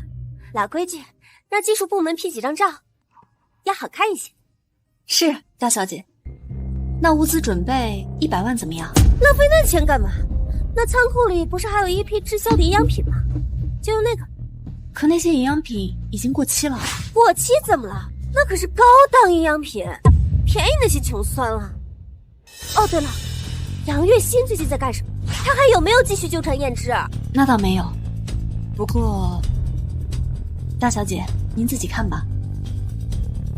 3天前台风发作的时候，杨月欣购买了一批物资去救灾了。切，哗众取宠。好，那我先去了。哎，等等，我跟你一起去，就去这儿，阳光孤儿院。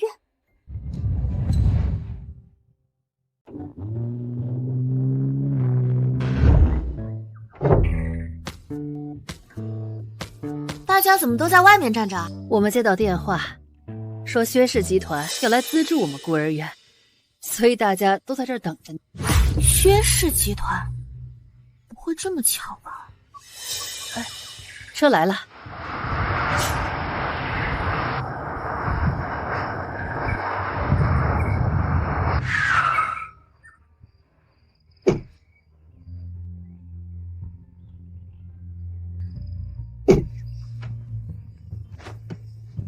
请大小姐。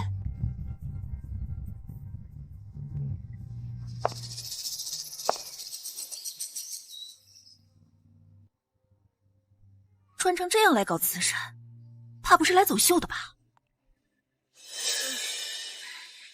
杨月欣，我们又见面了。你还是一如既往的穷酸哦。比不得薛小姐有钱，孤儿院以后多承蒙您的关照啦。那是自然。来，把我准备的东西抬上来。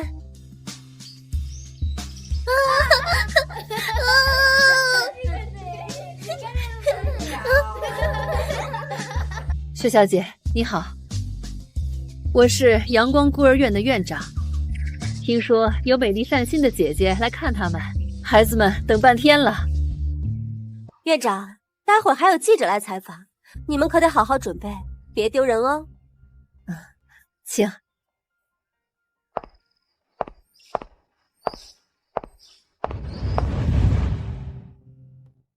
不是，这人有病吧？我们这是孤儿院，他送脑神经不是应该去养老院吗？别说了，帮我搬下菜。今天啊，给孩子们做白菜肉饺子吃。太好了，孩子们一定很高兴。这里脏死了，哎呀，赶紧清清清清！这谁养的鸡呀？赶紧带下去！还有这孩子拖着鼻子脏不脏啊？带下去，带下去！大家动作都麻利点，省台的记者马上就要来了。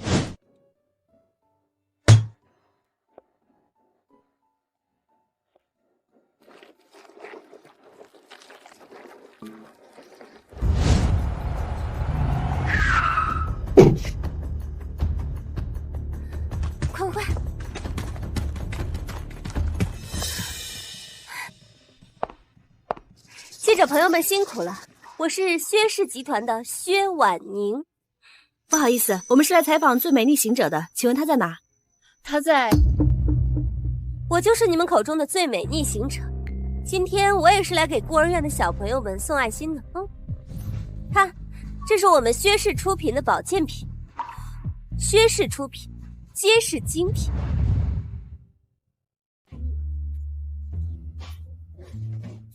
好气啊！真是林子大了，什么鸟都有。怎么啦？气成这样？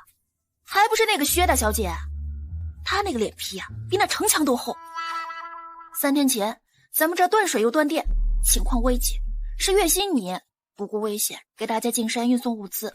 她可倒好，那嘴巴一闭一睁，全成她的功劳了。哎，月薪，赶紧的，你也会这衣服，咱们必须把风头给她抢过来。没什么必要。薛婉宁她虽然不是雪中送炭，也算是锦上添花了。她是在作秀不假，但是她带来的东西是实打实的。经过记者这样一宣传，外界更多的爱心人士能够了解到我们孤儿院，这对孩子们是好事。可这都是你的功劳啊！哎呀，我都不气，你气什么？快跟我一起包，大家等着吃饺子呢。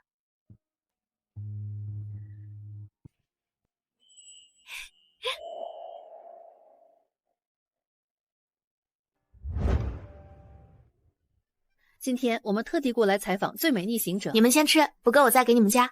谢谢。来吃饺子了，院长。杨月仙，看到了吗？无论在什么时候，我都注定要站在聚光灯下，接受万众瞩目，而你只能像一个小丑一样躲在黑暗里。我知道啊，一开始不就这样吗？为什么还要点名？我和燕之很快就要结婚了。哦，恭喜你啊！他果然在装淡定。我们也不是太熟，我可以不上份子吗？切，谁稀罕你那仨瓜俩枣啊？那就好。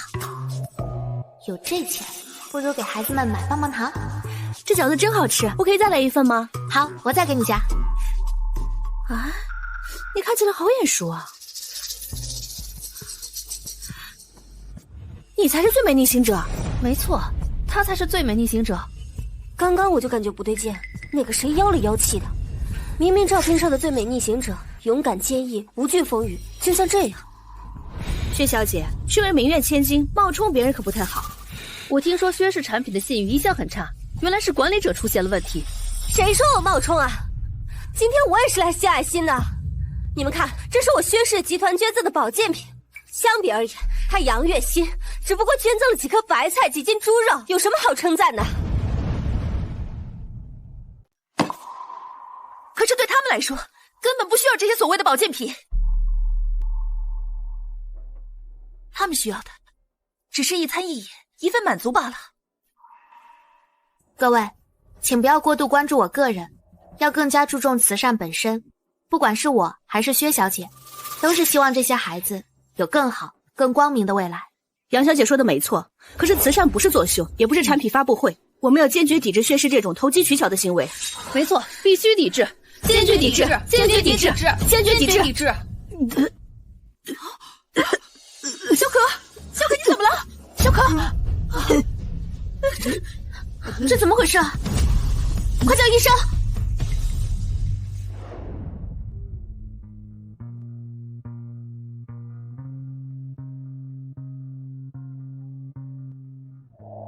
医生，孩子们怎么样了？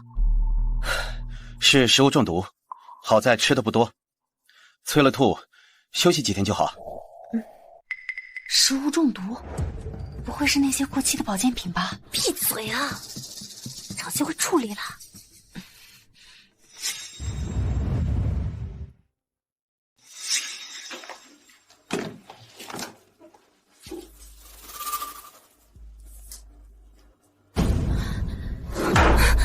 薛婉宁，你送的保健品是过期的！你别胡说八道啊！我送的可都是高档品，怎么可能会有问题？啊，我知道了，是你，猪肉白菜都是你捐赠的，中午的饺子也都是你亲手包的，这些孩子都是你害的。不可能，月溪不是这种人。院长，他是什么样的人，你真的清楚吗？他不过是山沟沟里出来的穷酸，突然变得这么有钱，你就没有怀疑过什么吗？薛尔宁，你闭嘴！我为什么要闭嘴？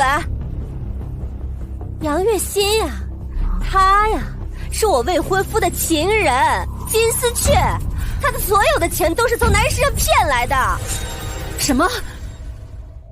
老师，我们月心，真的是这样吗？杨月心，我看你怎么狡辩，在最尊敬的人面前被扒得精光，这滋味如何啊？怎么回事？最美逆行者居然是2+1。杨小姐，这是真的吗？所以慈善只是你洗白的套路吗？杨小姐，你说句话呀！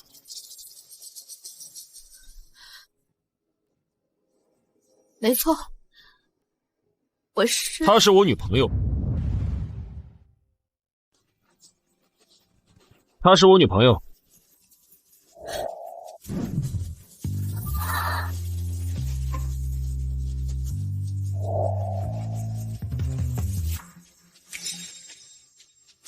杨月心是我孟燕之的女朋友，只要她愿意，她也可以是我的未婚妻，甚至是孟太太。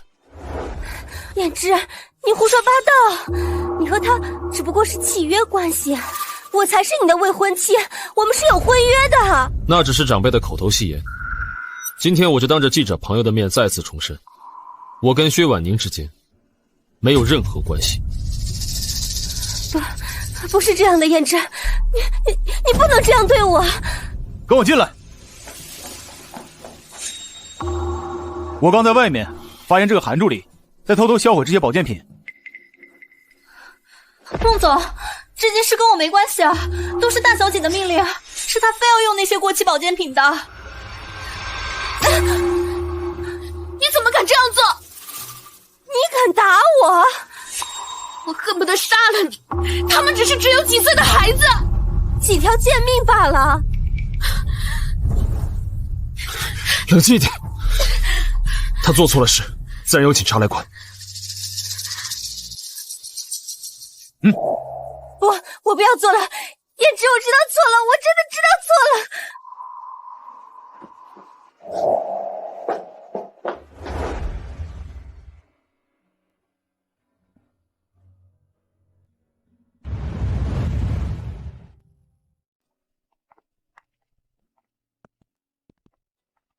孟燕之，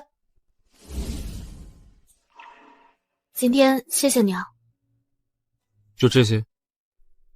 哦，今天的话我不会当真的。我知道你是为了我的体面才说我是你女朋友，虽然不知道为什么，但我猜你是跟薛小姐闹矛盾了，所以才拿我来。闭嘴！你要把我气死！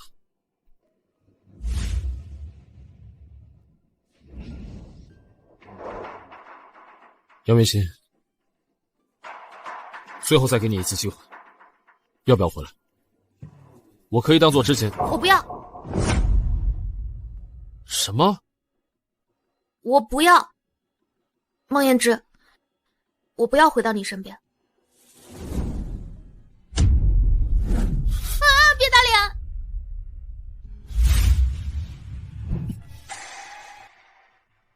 杨月心，你有种！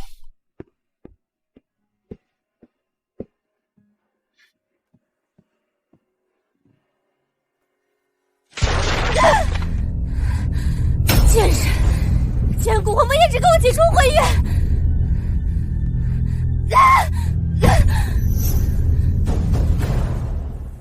我倒要看看，当然，燕之还要不要你？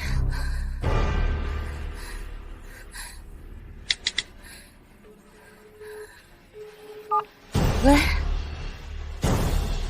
帮我办件事儿。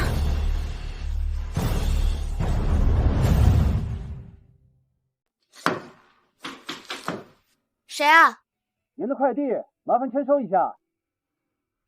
什么时候买快递了？来了。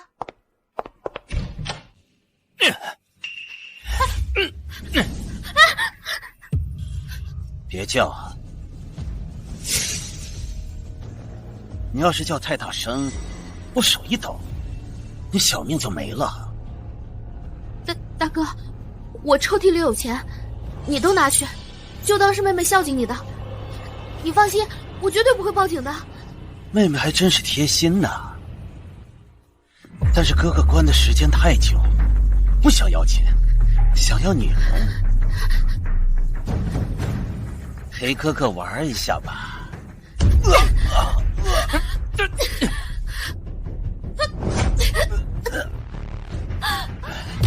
那么厉害，你跑啊！你继续跑啊！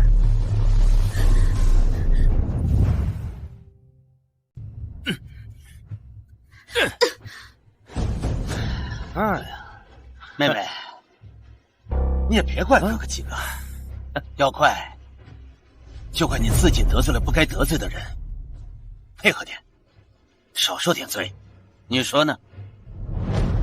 我没有得罪过人，你们是不是搞错了？别装傻了，你要不是得罪了人薛小姐，跟人抢未婚夫，人家会叫我们几个来跟你玩玩吗？拍点快乐的小视频呢？薛小姐，薛婉宁吗？我跟薛小姐关系可好了，不信你打电话问她。别拖延时间了，这栋楼我们早就踩过点了，这个点早就没有人了，你就算叫破喉咙也没有用的。快来跟哥哥几个快活快活吧！不要，不要，大哥，大哥！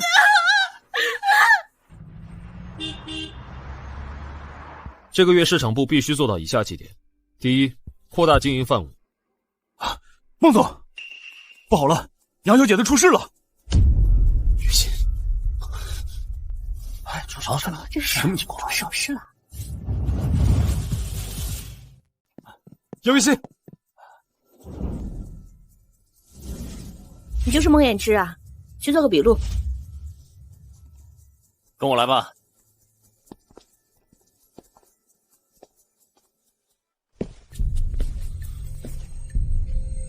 孟总，到底怎么回事？前天，杨小姐跟网友打赌输了，应网友的要求直播24个小时。刚才那些小混混闯进来的时候，网友们就察觉到了不对劲，于是报了警。警察来得及时，杨小姐只是受到了惊吓。不过什么？刚才那些小混混在直播中说出是被薛小姐指使的，薛小姐现在已经被抓进去了，舆论激烈，这大概会判得很重。我知道了。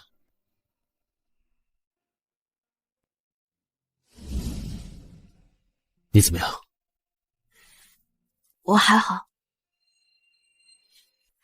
所以你是来救我的？嗯。不过我好像来晚了。还是谢谢你啊。薛小姐进去了。不过就算你反对，我也不会改变意见。你是故意的吧？什么？你早就算到薛婉宁会找人来算计你，对吧？之前在孤儿院得罪了薛婉宁，以她的睚眦必报，绝不可能善罢甘休。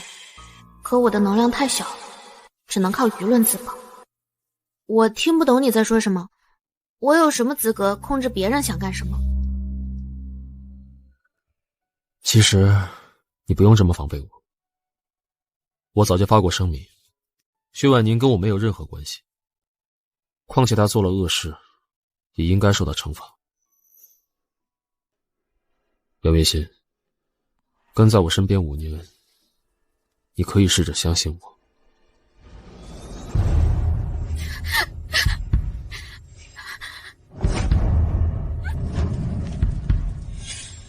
我真的听不懂你在说什么，不过还是谢谢你过来救我。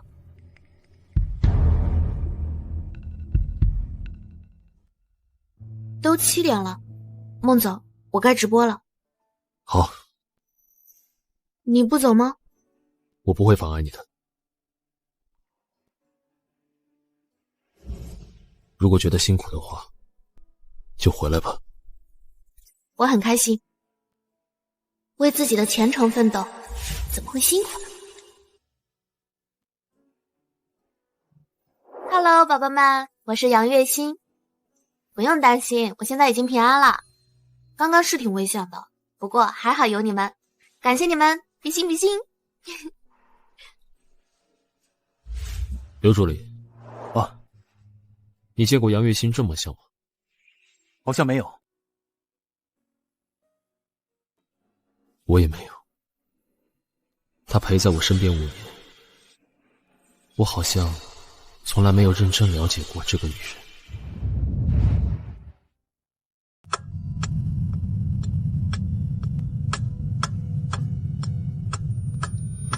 燕之，燕之，莫燕之，你爱我吗？你就不能多陪陪我吗？莫燕之，我怀孕了，你能娶我吗？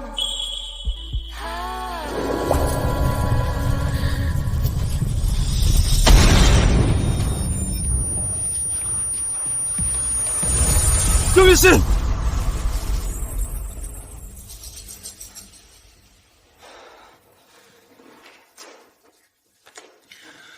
最近怎么老梦到这些？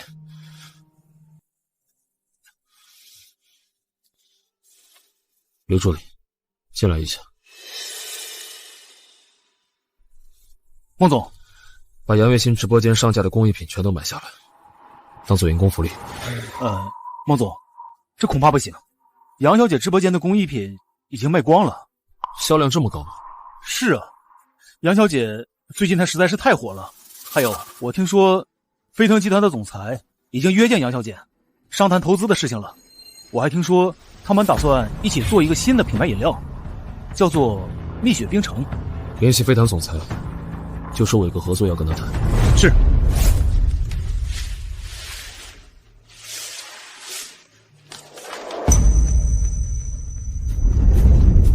王总，感谢您的信任，我一定好好做，不辜负您的信任。我对杨小姐自然是信任的，希望我们的蜜雪冰城能够一炮而红。那我就先走了。您慢走。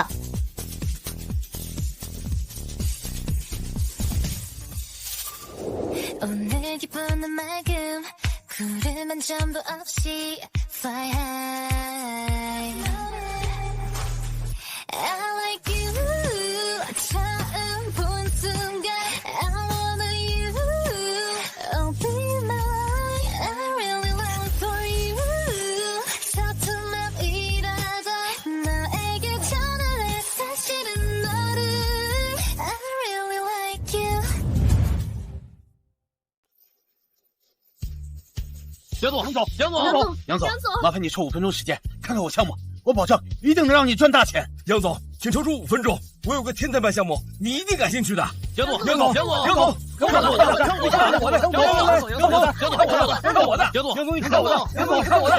不好意思，各位，我们杨总还有事，请大家先出去好吗？哎呀，你看看吧，来，这边请，请大家先出去好吗？一会儿说。杨总，好。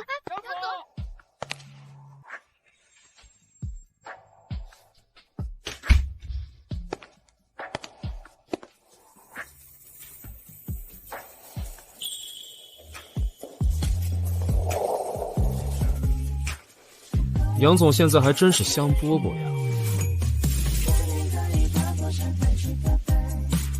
要不孟总现在出去转一圈，我相信他们会更热情。敬谢不敏。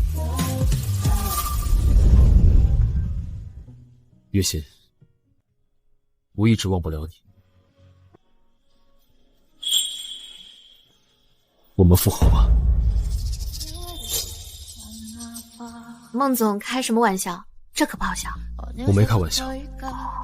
直到5年前你从我身边离开，我才逐渐看清楚自己的内心。我早就已经爱上你了，现在我们年纪也都不小了，倒不如结婚生子。结婚生子？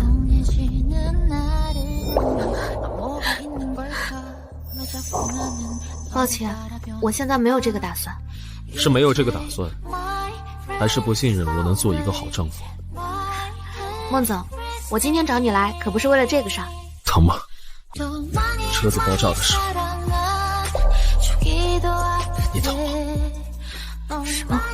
从5年前起，我就一直在做一个梦，一开始只是零零碎碎的，到后来越来越长，越来越清晰，直到刚才，你的反应告诉我那不是梦，而是我们的潜意识。月心，你重生了是不是？孟总最近小说看多了，说话都有点魔怔了。你不用否认，你在食谱上写下的那段话就是最好的证明。原本的杨月心不会写出那样的话，但死过一次的杨月心会。你知道吗？像我们这种出身的女孩子，想要出息是很难的，不是因为我们不够努力，不够聪明，而是因为我们从小得到的太少，只要遇到了一点温暖，就想拼尽全力的抓住。但世界往往是这样，越想要什么，越得不到什么。就像我以前以为自己握住了幸福，但其实到最后不过是一场梦。对不起，上一世是我辜负了你。这不是你的错，当初我们萍水相逢，你能给我一个安定的生活，对我来说已经是天大的恩赐了。况且我现在有能力了，可以把当年那个一无所有的自己好好养颜。现在的杨月心已经不需要依靠任何人了。所以我真的一点机会都没有了吗？孟总，我以为我今天叫你来的目的对你来说才是最重要的。什么目的？我打算把蜜雪冰城20%的股份转让出去，不知道你有没有兴趣啊？你要把蜜雪冰城的股份卖给我？为什么？蜜雪冰城正如日中天，市值还在以恐怖的速度攀升，到年底更有望达到1000亿。你为什么要把它卖了？因为我钱已经赚够了。你也知道，这么多年我的脑子还是没有治好，再多的钱，再大的商业版图，对我来说就是劫难了。况且我还有更重要的事情要做。什么事情？我想回大山里。什么？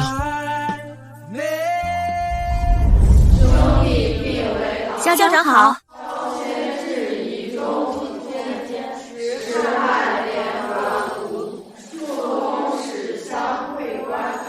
我是从大山里走出来的孩子，我又回归大山来，只是这一次，那10万大山再也无法困住我的脚步。